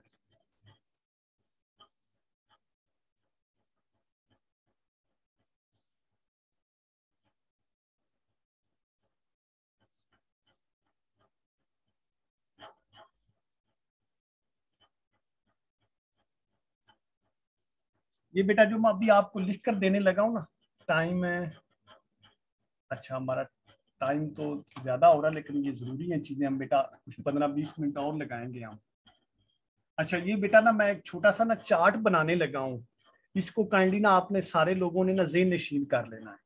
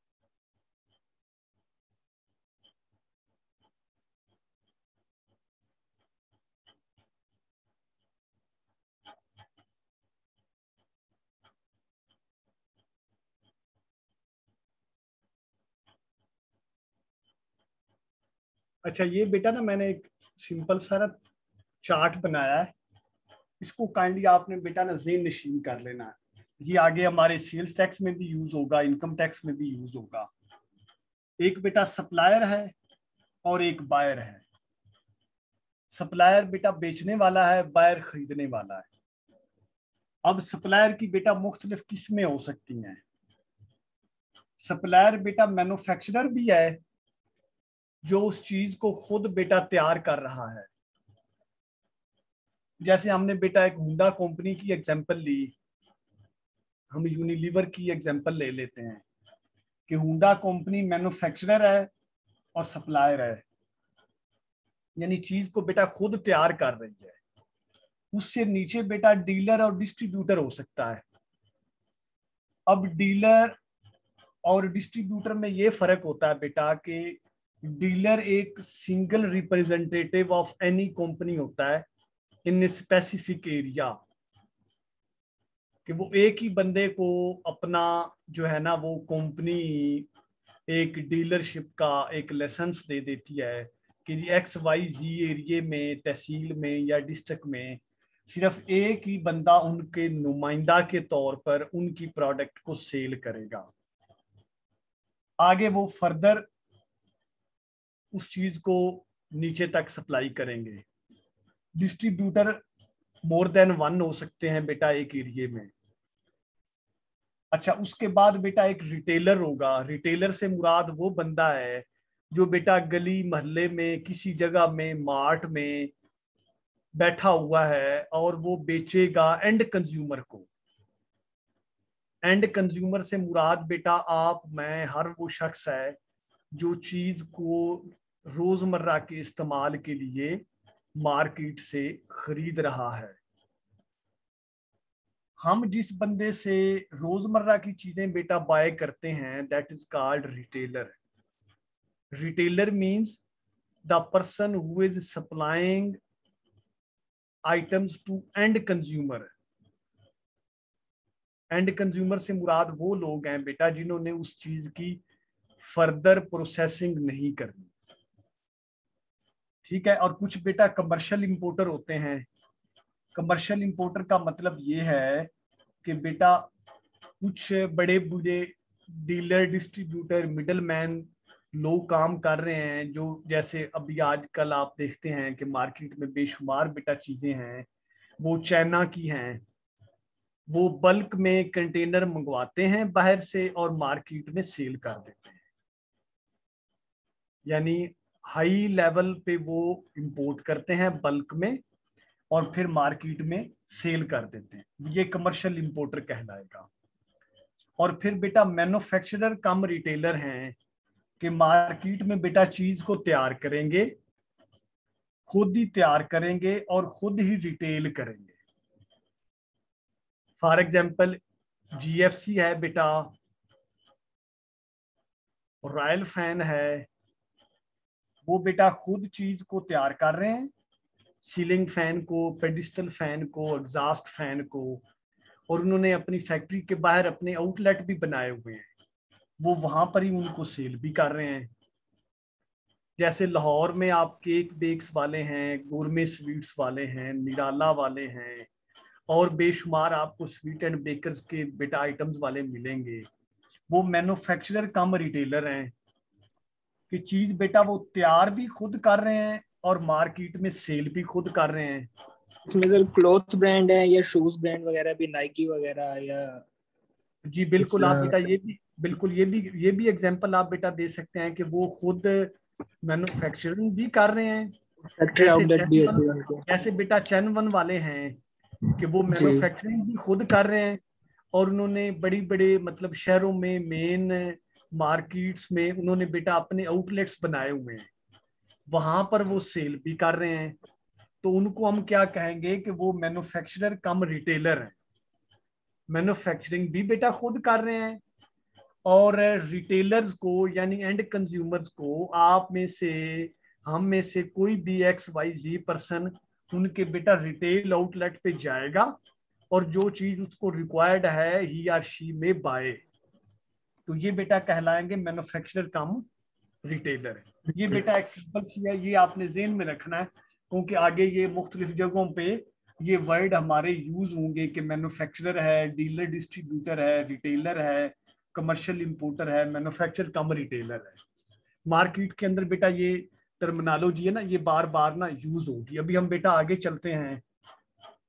ये हमने बेटा फास्ट मूविंग कंज्यूमर गुड्स हमने कर लिया था। रिटेलर जो है वो शॉपकीपर को कहते हैं? जी बेटा, रिटेलर जो है वो शॉपकीपर को कहते हैं जहां से हम चीजें खरीदते हैं। रिटेलर बेटा बिल्कुल छोटे लेवल वाला शॉपकीपर भी बेटा रिटेलर कहलाता है। जो बड़े ये आपको मार्ट वगैरह, सुपर मार्ट वगैरह बेटा नजर आते हैं, दीज ऑल आर रिटेलर ना। रिटेलर मींस बेटा who is supplying items to end consumer, बेशक वो बेटा छोटे लेवल पर हो या बड़े लेवल पर हो, वो बेटा रिटेलर कहलाएगा। Okay sir, thank you. जी जी, नेक्स्ट बेटा आगे हमारी डेफिनेशन है बेटा फर्म की। Firm means the relation between person who have agreed to share the profits of a business carried on by all और any of them acting for all. Firm बेटा एक एसोसिएशन ऑफ पर्सन है जिसको आप partnership कहते हैं ना, nothing else. इसमें बेटा इम्प्यूटेबल इनकम बेटा ये इसमें थोड़ी सी एक टेक्निकल चीज है। Imputable income in relation to an amount subject to final tax means the income which would have resulted in the same tax had this amount not been subject to final tax। बेटा imputable income means वो income जिसके ऊपर आपने final tax देना है। वो हमने पहले बेटा डेफिनेशन में शुरू में पढ़ा था कि एडजस्टेबल टैक्स होता है, मिनिमम टैक्स होता है और फाइनल टैक्स होता है। फाइनल टैक्स मींस कि एक कुछ मखसूस इनकम के ऊपर बेटा फाइनल टैक्स है, उसमें कम या ज्यादा, जितनी भी आमदन कम हो या जितनी भी ज्यादा हो उससे कोई फर्क नहीं पड़ता। जैसे अभी एक्सपोर्टर है बेटा, ये 1.5% दे रहा है हमें, जितनी ये एक्सपोर्ट्स की रिसीट्स इसको आएंगी उसके ऊपर बेटा ये 1.5% जो है ना वो टैक्स देगा और वो फाइनल है। बेशक उसकी 1 लाख रुपए की एक्सपोर्ट है, बेशक उसकी बेटा उसकी 100 मिलियन की एक्सपोर्ट है, यानी जो फाइनल टैक्स है उसका रेट बेटा सेम होता है, फिक्स्ड है। वो उसका इनकम कम या ज्यादा से उसका कोई फर्क नहीं, उसने वो फिक्स ही रहना है जी। नेक्स्ट बेटा ये इनकम की डेफिनेशन है। इनकम गवर्नमेंट इंसेंटिवाइज करती है ना, तो वो टैक्स पे करते हैं मतलब फिक्स। जी बेटा सर एक्सपोर्टर्स को तो गवर्नमेंट इंसेंटिवाइज करती है, मतलब टैक्स उनको माफ कर देती है। जी जी जी जी जी बेटा, लेकिन बेटा वो जो ये फाइनल टैक्स है ना बेटा, ये 1.5% ये बेटा वो पे करते हैं अपनी एक्सपोर्टर्स के ऊपर, उनके ऊपर डिडक्शन होती है इसको। हाँ जी ओके सर। जो उनकी एक्सपोर्ट्स की बेटा यील्ड्स पाकिस्तान में कन्वर्ट होती है ना, तो वो बेटा उसके ऊपर उनकी वो फाइनल डिडक्शन जो है ना वो स्टेट बैंक करता है। हाँ जी, वो बाकी जो नॉर्मल टैक्सेस हैं सारे वो बेटा उनको एग्जेम्प्ट है। मतलब सर ये फिक्स अमाउंट का है? जी जी जी ये बेटा फिक्स है जी। हाँ जी नेक्स्ट बेटा है हमारी ये 3-4 डेफिनेशन बेटा हम और कर लेते हैं मुकम्मल। इनकम की डेफिनेशन है बेटा, includes any amount chargeable to tax under this ordinance, any amount subject to collection और deduction, any amount created as income under any provision of this ordinance and any loss of income। कि वो amount है जिसके ऊपर बेटा कोई collection या deduction वो अलाउ है under this ordinance is called income. यानी जिसके ऊपर डिडक्शन अलाउ हो या कोई किसी किस्म की कलेक्शन, वो बेटा इनकम कहलाती है। इनकम के 5 हेड्स हैं, वो आगे हम डिटेल में पढ़ेंगे। जैसे इनकम फ्रॉम प्रॉपर्टी है जो है ना, सैलरी इनकम है, बिजनेस इनकम है, इनकम फ्रॉम अदर सोर्स है। ये डिफरेंट हेड्स ऑफ इनकम जो है ना ये हम पढ़ेंगे। अच्छा नेक्स्ट बेटा है इंडस्ट्रियल अंडरटेकिंग। ये थोड़ी सी इंपॉर्टेंट डेफिनेशन है बेटा। Any undertaking which is set up in Pakistan and which employees 10 or more persons in Pakistan and involves the use of electrical energy or any other form of energy which is mechanically transmitted and is not generated by human or animal energy। ये बेटा industrial undertaking means आपकी जो new establishments हैं industrial category की, वो सारी बेटा industrial undertaking कहलाएंगी। अब इसमें 2 डेफिनेशंस बेटा इन्होंने इस डेफिनेशन में उन्होंने 2 चीजें जो है ना वो बढ़ाई हैं। 2 चीजें कौन सी बढ़ाई हैं? एक बेटा 1 डे ऑफ मई 2020 से जो आपकी प्रॉपर्टी का जो construction of buildings, roads, bridges and other structures, वो भी इंडस्ट्रियल अंडरटेकिंग की कैटेगरी में आ गया है। एक बेटा ये चीज है। फ्रॉम मई 2020 जो construction of buildings, roads, bridges etcetera, ये भी आपकी बेटा इंडस्ट्रियल अंडरटेकिंग की डेफिनेशन में आ गई है। एक ये चीज ध्यान में रखनी है। सेकंड बेटा ये है कि फ्रॉम 1 डे ऑफ जुलाई 2020 यानी फाइनेंशियल ईयर 2021 से आपकी जो होटल बिजनेस है वो भी आपकी इंडस्ट्रियल अंडरटेकिंग की डेफिनेशन में बेटा आ चुका है। तीसरी जो आपकी बेटा टेली कम्युनिकेशन डिपार्टमेंट जिनको पीटीए लाइसेंस इशू करती है किसी भी टेली कम्युनिकेशन एजेंसी को, तो वो भी अब बेटा इंडस्ट्रियल अंडरटेकिंग की कैटेगरी में आ चुका है। ये 3 पॉइंट्स जो है ना ये आपने ज़हन में रखने हैं। ऊपर बेटा जो डेफिनेशन है उसमें 10 or more persons जिसके अंदर इन्वॉल्व होंगे यानी एम्प्लॉइज की तादाद है वो आपकी इंडस्ट्रियल अंडरटेकिंग में है। नीचे फिर उन्होंने एक डाल दिया है कि जो यूज करता है इलेक्ट्रिकल एनर्जी, और नीचे उन्होंने कहा कि जी 20 or more persons and does not involve the use of electrical energy, वो भी बेटा आ गए हैं आपकी इंडस्ट्रियल अंडरटेकिंग में। अब इसको मैं दोबारा एक्सप्लेन कर देता हूं क्योंकि ये थोड़ी सी इंपॉर्टेंट है बेटा, इसको ज़हन में रखना है कि वो अंडरटेकिंग जो पाकिस्तान के अंदर एस्टेब्लिश हुई है, जिसके नंबर ऑफ एम्प्लॉइज की तादाद 10 या उससे ज्यादा है, and they are involve in using electrical energy, वो बेटा इंडस्ट्रियल अंडरटेकिंग की डेफिनेशन में है। और वो लोग जो 20 या 20 से ज्यादा नंबर ऑफ एम्प्लॉइज, लेकिन वो इलेक्ट्रिकल एनर्जी यूज नहीं कर रहे हैं, फॉर एग्जांपल सोलर वगैरह यूज कर रहे हैं, तो वो भी बेटा आएंगे इंडस्ट्रियल अंडरटेकिंग की कैटेगरी में। ये एक डेफिनेशन यहां तक क्लियर हो गई। नेक्स्ट बेटा उसमें 3 चीजें और ऐड करनी है आपने कि 1 मई 2020 से, ये बेटा डेट भी जेन में रखनी है, 1 मई 2020 ऑनवर्ड जो construction of buildings, roads, bridges, यानी जो प्रॉपर्टी की, लैंड डेवलपमेंट की बिजनेस नेचर में हैं, वो भी इंडस्ट्रियल अंडरटेकिंग की डेफिनेशन में आ गए हैं। नंबर 2, वो लोग जो 1 जुलाई 2020 से ऑनवर्ड जो बेटा होटल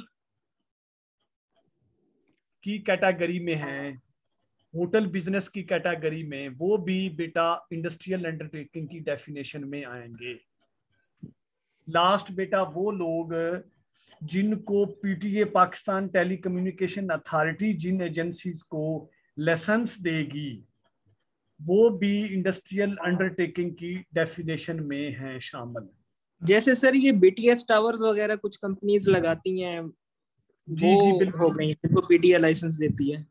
जी बिल्कुल, वो बेटा अब इंडस्ट्रियल अंडरटेकिंग की डेफिनेशन में आ गए हैं शामिल। सही सही, ये टेलीकम्युनिकेशन भी 1 जुलाई से नहीं, इसमें बेटा टाइम मखसूस नहीं है। टाइम मखसूस उन्होंने किया है, जब आपकी डेफिनेशन देखेंगे सिर्फ 2 बिजनेस में, प्रॉपर्टी वाले बिजनेस में और होटल बिजनेस में।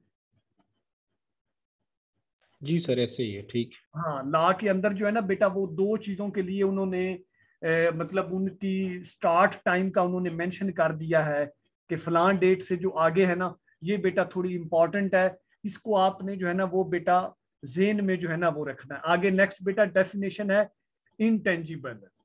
टेंजिबल बेटा होती है मेजरेबल, जो टचेबल चीज है, जो आपको नजर आ रही हो, और इनटेंजिबल में बेटा वो चीज होती है जो मेजरेबल नहीं होती, वो इनटेंजिबल है। जैसे आपकी गुडविल है, जो मार्केट के अंदर आपकी बेटा कोई एक ऑनरशिप है या जो रिप्यूट है, तो वो इनटेंजिबल कहलाती है। अपेरेंटली इनटेंजिबल का ये मतलब है। अब हम इधर देखते हैं कि क्या है इसकी definition. Intangible means any patent, invention, design और मॉडल, सीक्रेट फार्मूला और प्रोसेस, ट्रेडमार्क एटसेट्रा, ये बेटा आएंगे इनटेंजिबल में। ठीक हो गया जी। आगे बेटा नेक्स्ट डेफिनेशन, अभी हम ये 2-3 और मुकम्मल कर लेते हैं, टाइम तो हमारा ज्यादा हो गया है, लेकिन अभी आपका कैमरा ऑफ हो गया दोबारा। जी बेटा, कैमरा ऑफ हो गया सर आपका दोबारा, वीडियो। हाँ सॉरी ये बेटा,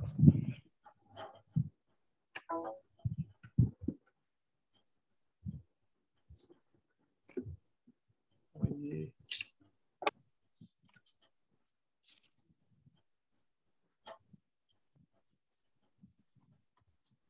बेटा मेरे ख्याल में कोई प्रॉब्लम कहीं से चल रहा है, वो कह रहे हैं कि जी आप कैमरा नहीं कर सकते इंस्टॉल। सर ठीक है, आप वैसे ही समझाते जाए, हमारे पास नोट्स तो हैं वैसे भी। हाँ ये बेटा मैं कोशिश करता हूँ, कुछ नोट करना हो तो सर वो बता दीजिएगा, वो हम नोट कर लेंगे। हाँ जी जी बेटा।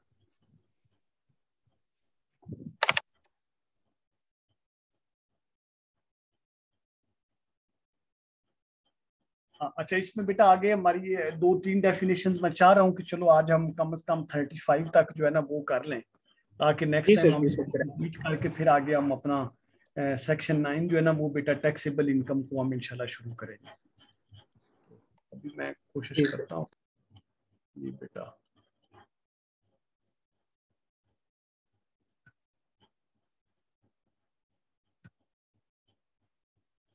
अच्छा, नेक्स्ट बेटा डेफिनेशन है इंटीग्रेटेड इंटरप्राइजेस की ना। means a person integrated with the board through approved physical electronic device and software and who fulfills obligations and requirements for integration as may be prescribed.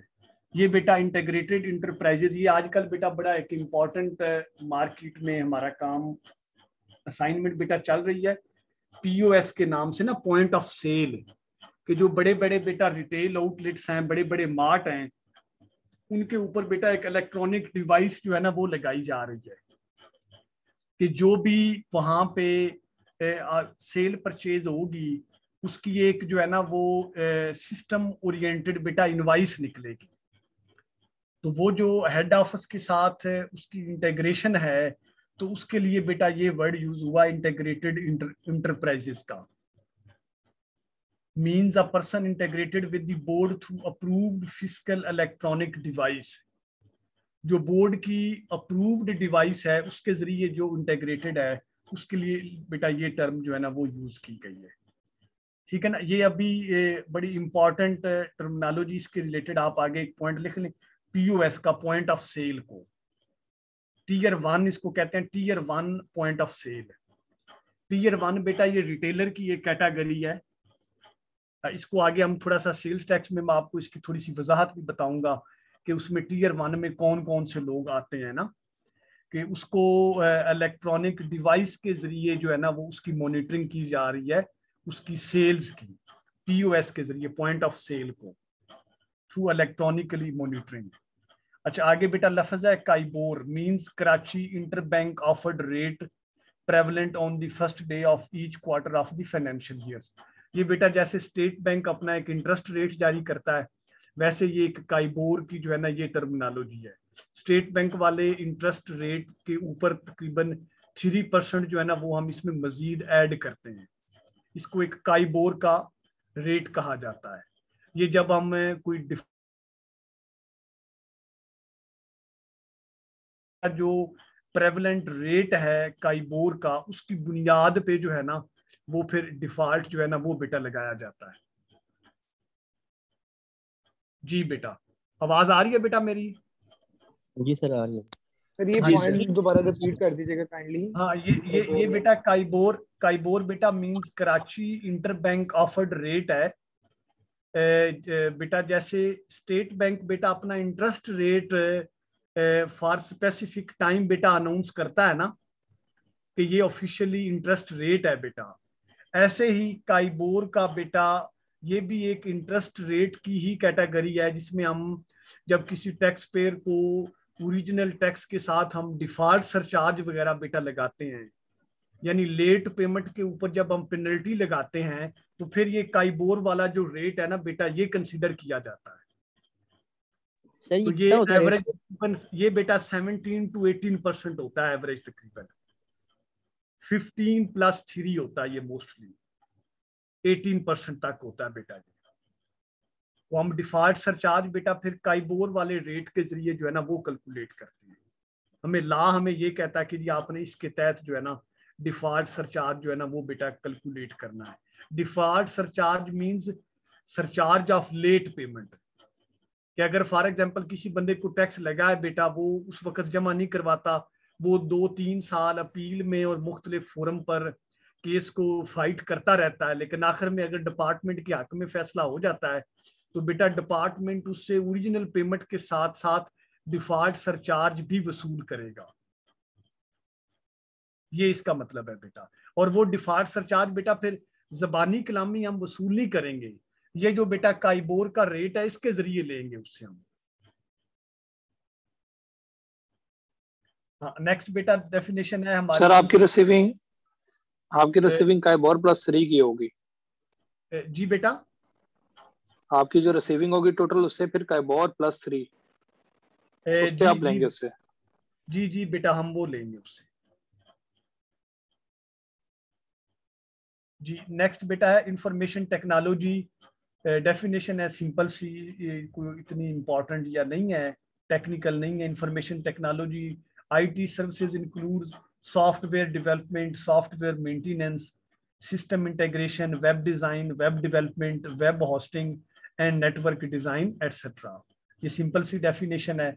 आगे बेटा आईटी इनेबल्ड सर्विसेज हैं, includes inbound और outbound call centres, medical transcriptions, remote monitoring etcetera. ये बेटा simple सी definition है, इसमें कोई ऐसी चीज जो है ना वो नहीं है। आगे बेटा नेक्स्ट है लिक्विडेशन की, in relation to a company includes the termination of a trust. ये लिक्विडेशन की डेफिनेशन है, जो इधर ओरिजिनल वर्ड्स में है वही बेटा आपने ज़हन में रखने हैं, लेकिन ये कोई इतनी पेपर पॉइंट ऑफ व्यू से इम्पॉर्टेंट नहीं है। आगे बेटा लोकल गवर्नमेंट की डेफिनेशन है, shall have the same meaning for respective provincial and Islamabad capital territory as contained in the Balochistan Local Government Act। ये बेटा सारे प्रोविंसेस के एक्ट का पीरियड है, ये आपने थोड़ा सा ज़हन में रखना है। जैसे पंजाब लोकल गवर्नमेंट एक्ट 2019 है, ऊपर हर प्रोविंशियल गवर्नमेंट का अलग अलग है, तो ये लोकल गवर्नमेंट की डेफिनेशन है। और as per company definition local government is also called company. ये बेटा थोड़ा सा ज़हन में रखना जो इंपॉर्टेंट है। नेक्स्ट बेटा आगे मेंबर की डेफिनेशन है, member in relation to an association of persons includes a partner in a firm. Firm के अंदर जो बेटा पार्टनर है या एसोसिएशन ऑफ पर्संस के अंदर जो पार्टनर है बेटा वो मेंबर कहलाता है। लॉ के अंदर उसके लिए लफ्ज आप मेंबर उसको कहेंगे, पार्टनर नहीं कहेंगे। मेंबर ऑफ एओपी यानी मेंबर ऑफ एसोसिएशन पर्सन होगा ना। आगे नेक्स्ट बेटा डेफिनेशन है माइनर चाइल्ड की। ये जो जनरल लॉ की डेफिनेशन है वही है कि under the age of 18 years जो भी पर्सन है वो बेटा माइनर कहलाएगा। माइनर के लिए हम ऑर्डिनेंस में क्या करते हैं कि अगर उसके खिलाफ हमने कोई टैक्स प्रोसीडिंग करनी है तो बेटा फिर हम उसका एक रिप्रेजेंटेटिव मुकर्रर करते हैं। पहले माइनर के खिलाफ आप डायरेक्ट प्रोसीडिंग नहीं कर सकते, पहले उसका बेटा आप रिप्रेजेंटेटिव मुकर्रर करेंगे, फिर उसके खिलाफ आप अपनी लीगल प्रोसीडिंग्स जो है ना वो मुकर्रर करेंगे। तो माइनर कौन होगा? Under the age of 18 years male और फीमेल जो है ना वो माइनर चाइल्ड वो जो है ना कंसीडर होगा। नेक्स्ट बेटा डेफिनेशन है मुदारबा की, मींस ए मुदारबा एज डिफाइंड इन द मुदारबा कंपनीज एंड मुदारबा फ्लोटेशन एंड कंट्रोल ऑर्डिनेंस 1980। वो जो डेफिनेशन बुकश है यही आपने ज़हन में रखनी है, इससे ज्यादा की जरूरत बेटा नहीं है। आगे मुदारबा सर्टिफिकेट है, मींस ए मुदारबा certificate as defined in the मुदारबा कंपनीज एंड मुदारबा फ्लोटेशन एंड कंट्रोल ऑर्डिनेंस 1980। इसमें बेटा वो जो ऑर्डिनेंस का रेफरेंस है वो आपके ज़हन में जो है ना वो जरूर होना चाहिए, उसमें कोई कंफ्यूजन जो है ना वो ना हो, क्योंकि अगर ऑब्जेक्टिव आती है तो वो बेटा सिर्फ और सिर्फ इस पॉइंट ऑफ व्यू से जो है ना वो आ सकती है कि एज मुदारबा डिफाइंड इन, कौन सा मुदारबा कंपनीज एंड मुदारबा फ्लोटेशन एंड कंट्रोल ऑर्डिनेंस है 1980। यहाँ पे वो 81 पूछ सकता है, 82 पूछ सकता है, 85 पूछ सकता है, तो आपको वो क्लियर होना चाहिए कि as defined in ordinance 1980। Next बेटा हमारी डेफिनेशन है म्यूचुअल फंड की, means a mutual fund registered और approved by the securities and exchange commission of Pakistan.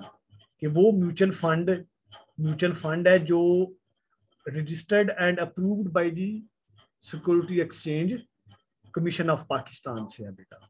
आगे नेक्स्ट बेटा है NCCPL, means national clearing company of Pakistan limited, which is a company incorporated under the Companies Act 2017। जिसने बेटा replace किया है जो हमारा पहले कंपनीज ऑर्डिनेंस 1984 था, अब उसको रिप्लेस करके इन्होंने कंपनीज एक्ट 2017 है। ये बहुत सारी जगहों पे ये टर्मिनोलॉजी जो है ना ये यूज होगी। And licensed as clearing house by the Securities and Exchange Commission of Pakistan or any subsidiary of NCCPL notified by the board for the purpose of this class। ये सिंपल आपने इसको हल्का सा गो थ्रू कर लेना है, इसमें कोई इतनी बेटा इंपॉर्टेंट चीज जो है ना वो नहीं है। आगे बेटा नॉन बैंकिंग फिनांस कंपनी है, means non banking finance company as defined in the non banking finance companies establishment and regulation rules 2003।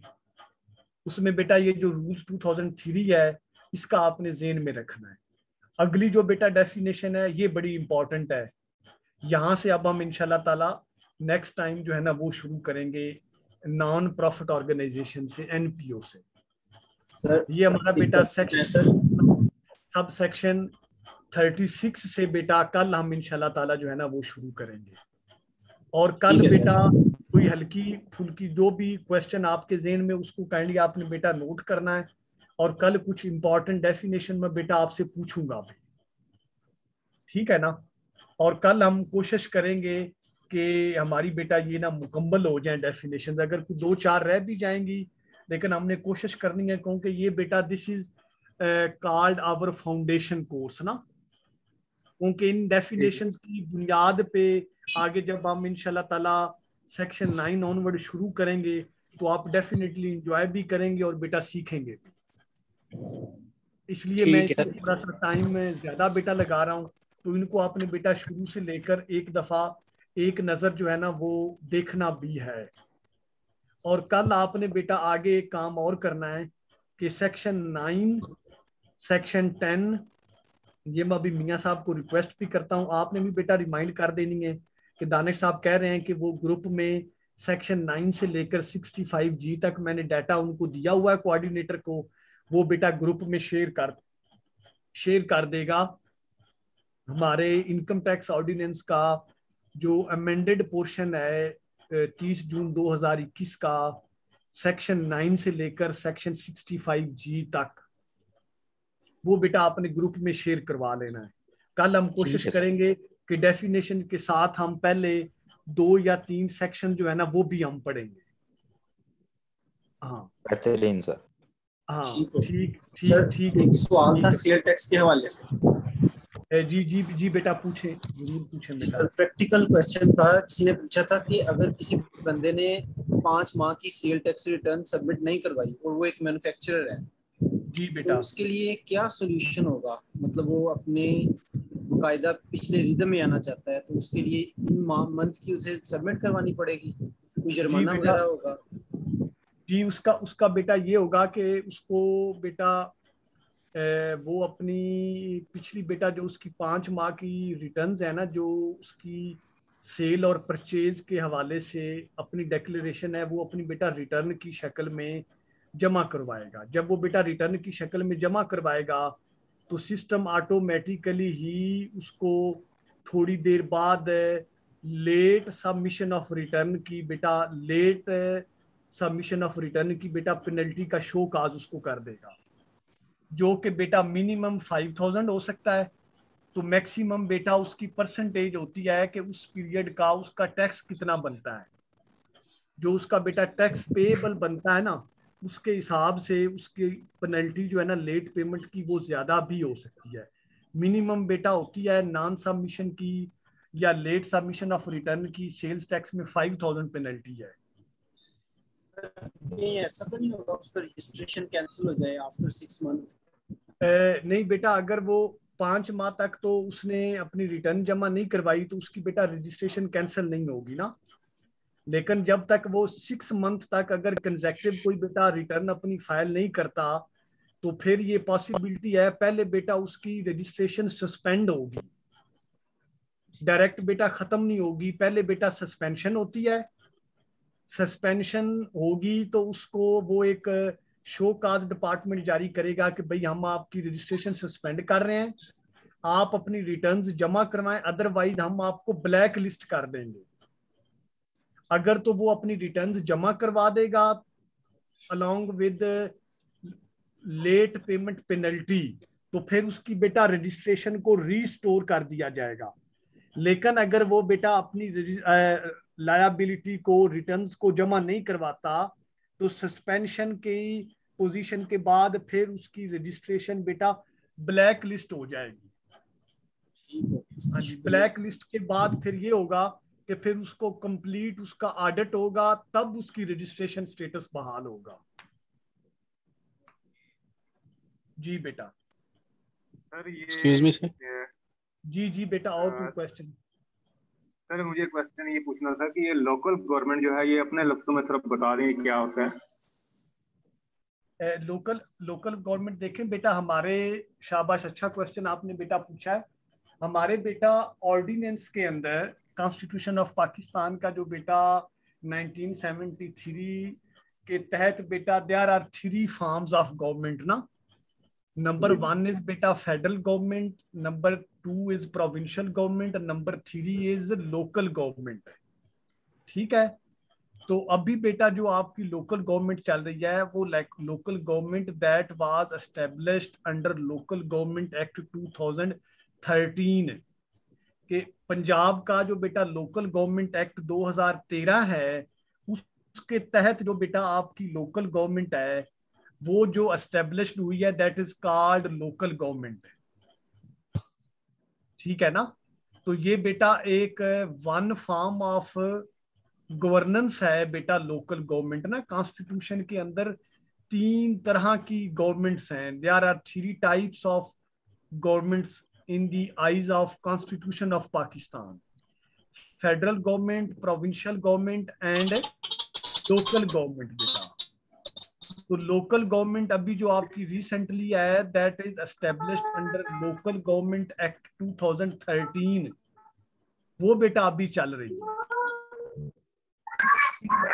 बेटा। और सर जी सर इसका ये मतलब सर मैंने ये पूछना था जी बेटा, ये जो डेफिनेशन में शुरू में ये जो लिखे हुए हैं सब सेक्शन, जिस तरह ये कंसीलमेंट ऑफ इनकम के शुरू में लिखा हुआ है 13AA, तो हमें ये डेफिनेशन ही मतलब इसको याद करना है, देखना है, इसको समझना है, या ये भी याद रखना है कि ये किस सब सेक्शन उसमें आ रही है? हाँ शाबाश, ये बेटा अच्छा क्वेश्चन आपने पूछा। अभी बेटा फिलहाल आप उसकी जो है ना बेटा जो एक्सप्लेनेशन और वर्डिंग है उसी को ही अंडरस्टैंड करें।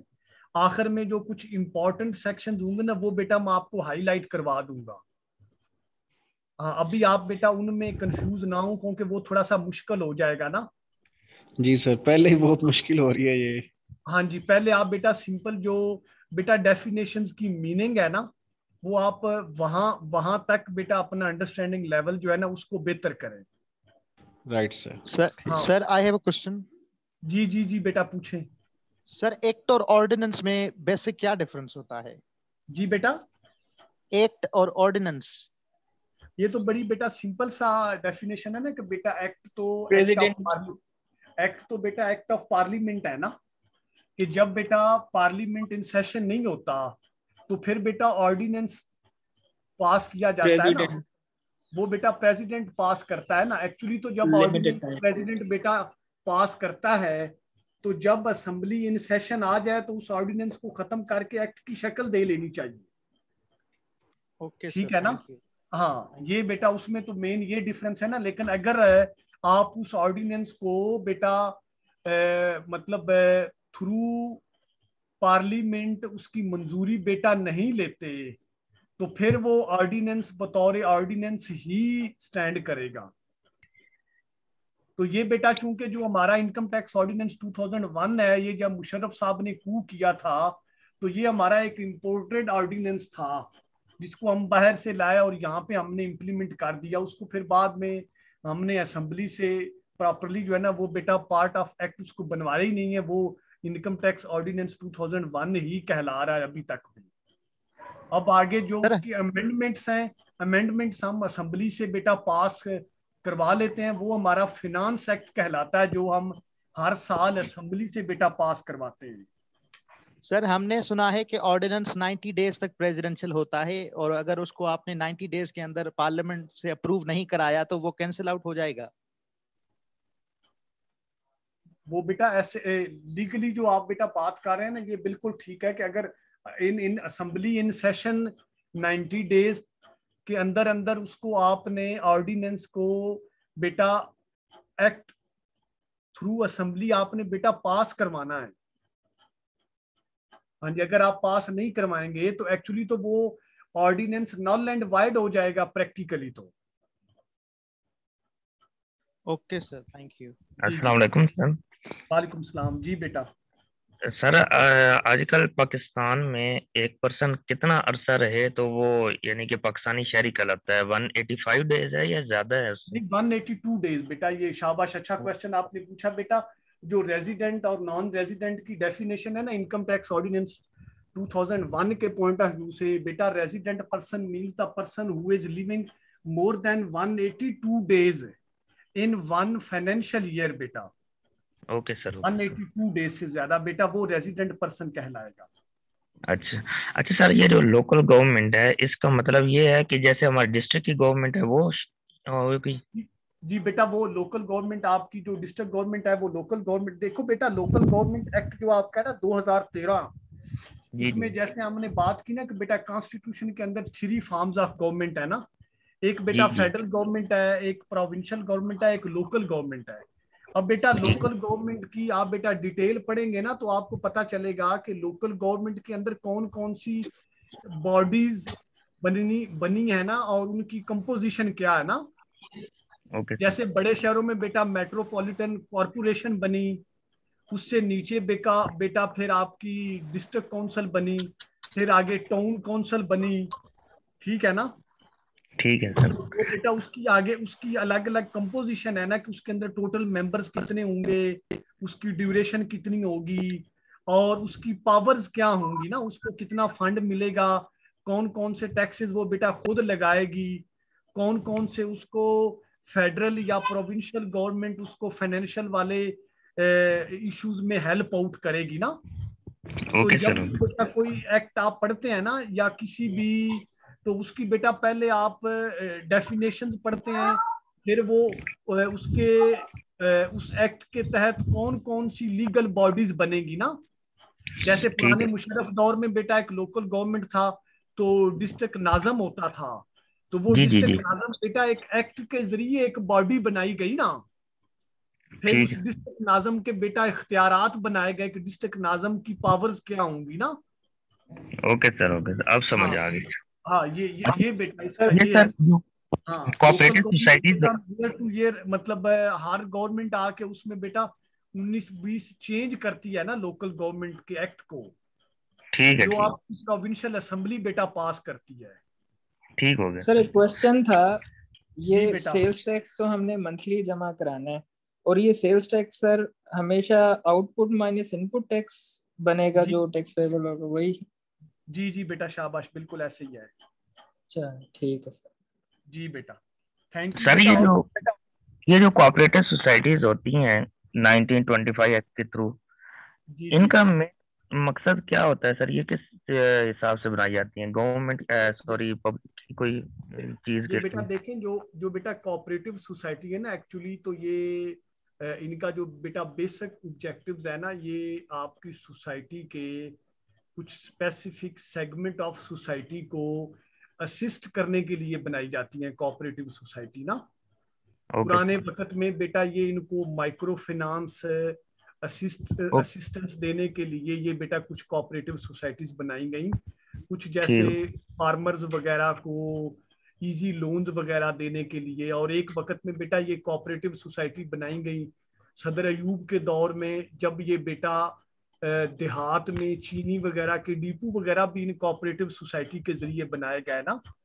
Okay sir. कार्ड वगैरह भी बनाए उनको डिस्पर्स करने के लिए ना, मतलब मखसूस जो आपके सोसाइटी के एरियाज हैं उनको हेल्प करने के लिए ये बेटा सोसाइटीज टाइम टू टाइम बनाई जाती है। Okay sir.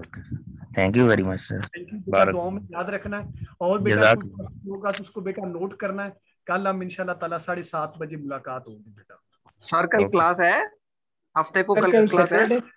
जी मेरे ख्याल में तो बेटा क्लास होनी चाहिए। काइंडली आप मियां साहब से कोऑर्डिनेट कर लें। मैं तो रेडी हूं, मैं तो चाह रहा हूं कि हम अपने फ्लो के साथ बेटा चलते रहें ताकि हम जल्दी अपनी चीजें कवर कर सकें। फिर हमने इंशाल्लाह ताला मॉक टेस्ट भी लेने हैं और मेरी ये दुआ है कि हमारी क्लास में कोई ना कोई बंदा इंस्पेक्टर इनलैंड रेवेन्यू का इम्तहान टॉप भी करे इंशाल्लाह सर, इंशाल्लाह। हाँ तो आप मियां साहब से कर लें कोऑर्डिनेट। मैं तो मियां साहब ने तो सर कहा था कि ये सैटरडे संडे ऑफ होगा, तो अगर आप चाहते हैं तो ये अच्छी बात है। मतलब हम तो क्लास बेटा मैं तो आप बेटा मेरी तरफ से मियां साहब को ये मैसेज दें कि सर दानिश साहब is willing to teach us ना। तो मैं तो बेटा चाह रहा हूँ कि हम पढ़ लें, ज्यादा बेहतर यही है कि हमारा टाइम बच जाएगा ना। ठीक है सर, ठीक है, मतलब कल का दिन कर लेते हैं फिर। आखिर में बेटा हमें क्वालिटी रिवीजन का टाइम मिल जाएगा ना, हम अच्छे 2-3 टेस्ट वगैरह ले लेंगे, आपस में डिटेल डिस्कशन कर लेंगे, सर ये टेस्ट वैसे कब तक एक्सपेक्टेड है? टेस्ट बेटा आपकी अच्छी तैयारी हो जाएगी, ये मिड नवंबर के बाद एक्सपेक्टेड है। अच्छा अच्छा, फिर तो टाइम भी काफी है। कितने वाला पास होता है मिनिमम? एक चीज पूछनी है ये टेस्ट के हवाले से। जी जी सर, ये जो टेस्ट में एमसीक्यूज वो देते हैं, ये एग्जैक्ट डिफिनीशन के सेम वर्डिंग जिसपे बंदे को रिमेम्बर होना चाहिए, या कंसेप्ट अगर बंदे को पता हो तो फिर पॉसिबल है कि एमसीक्यूज अटेंड कर सकते? उसमें बेटा कोशिश करें कि एग्जैक्ट वर्डिंग ज़हन में हो ना, जो इम्पोर्टेंट डेफिनेशंस हैं। जी जी हाँ, कंसेप्चुअल अंडरस्टैंडिंग तो बेटा पहले नंबर पर है ना, वो तो आपको पेपर ओवरऑल अटेम्प्ट करने के लिए, इंटरव्यू को अटेम्प्ट करने के लिए conceptual understanding is very essential ना। वो तो सर हमारी वैसे भी बड़ी अच्छी हो रही है माशाल्लाह। हाँ इंशाल्लाह। तो बेटा जो वर्डिंग है ना बेटा, डेफिनेशंस के अंदर जो ओरिजिनल वर्डिंग है, जैसे हमने अभी ये कोऑपरेटिव सोसाइटी के अंदर 1925 का लफ्ज यूज हुआ है, या अपीलेट ट्रिब्यूनल में बेटा अंडर सेक्शन 130 का लफ्ज यूज हुआ, या डेप्रिसिएशन में सेक्शन 22 का वर्ड यूज हुआ। तो इस तरह की जो बेटा चीजें हैं वो हम कोशिश करेंगे कि हमें कुछ ना कुछ ज़हन में रह जाए ना। जी जी सर एक चीज क्लियर करिएगा कि ये टेस्ट में कितने वाला पास होता है, और जो इंटरव्यू के लिए कॉल करते हैं तो क्या वो सबको कॉल करते हैं कि जो टॉपर होते हैं सिर्फ उन्हीं को कॉल करते हैं? ये तो बेटा इसमें उन्होंने एक सीट के अगेंस्ट बेटा 5 कैंडिडेट्स को बुलाना है ना, तो उसके हिसाब से बेटा वो पासिंग के मार्क्स का क्राइटेरिया डिसाइड करेंगे ना। ठीक है। हाँ जी, जितने लोग बेटा अपीयर होंगे, जितनी सीटें हैं, फॉर एग्जांपल पंजाब की 250 हैं, या आपकी सिंध वाले दोस्तों की जितनी सीटें हैं, तो बेटा वो सिंध के लोग उठाएंगे जो टॉप 5 जितने कैंडिडेट होंगे ना, एक सीट के अगेंस्ट 5 कैंडिडेट्स ना। तो उसमें आप यही एक्सपेक्ट करें कि मतलब आपका टेस्ट बहुत अच्छा हो, जितना अच्छा होगा उतने चांस बेटा ज्यादा हैं, क्योंकि जब बेटा एक सीट के अगेंस्ट वो 5 लोगों को बुलाएंगे तो फिर कंपटीशन आपका at the stage of interview tough हो जाएगा ना। तो आप कोशिश यही करें ना कि मैक्सिमम आपके नंबर आए इंशाल्लाह ताला। सर इंशाल्लाह हमारा टेस्ट क्लियर होगा। आप इंटरव्यू की तैयारी का कोई है? बिल्कुल करवाएंगे बेटा, इंशाल्लाह इंटरव्यू करवाएंगे, लाजमी करवाएंगे तैयारी। हाँ इंशाल्लाह हमारा टेस्ट क्लियर होगा, अल्लाह खैर करे। इंशाल्लाह बेटा दुआ में याद रखना है, कल इंशाल्लाह जरूर। ठीक ओके सर, अल्लाह हाफिज़। बेटा दुआओं की दरख्वास्त। अल्लाह हाफिज़। जी सर इंशाल्लाह। Thank you. अल्लाह हाफिज़।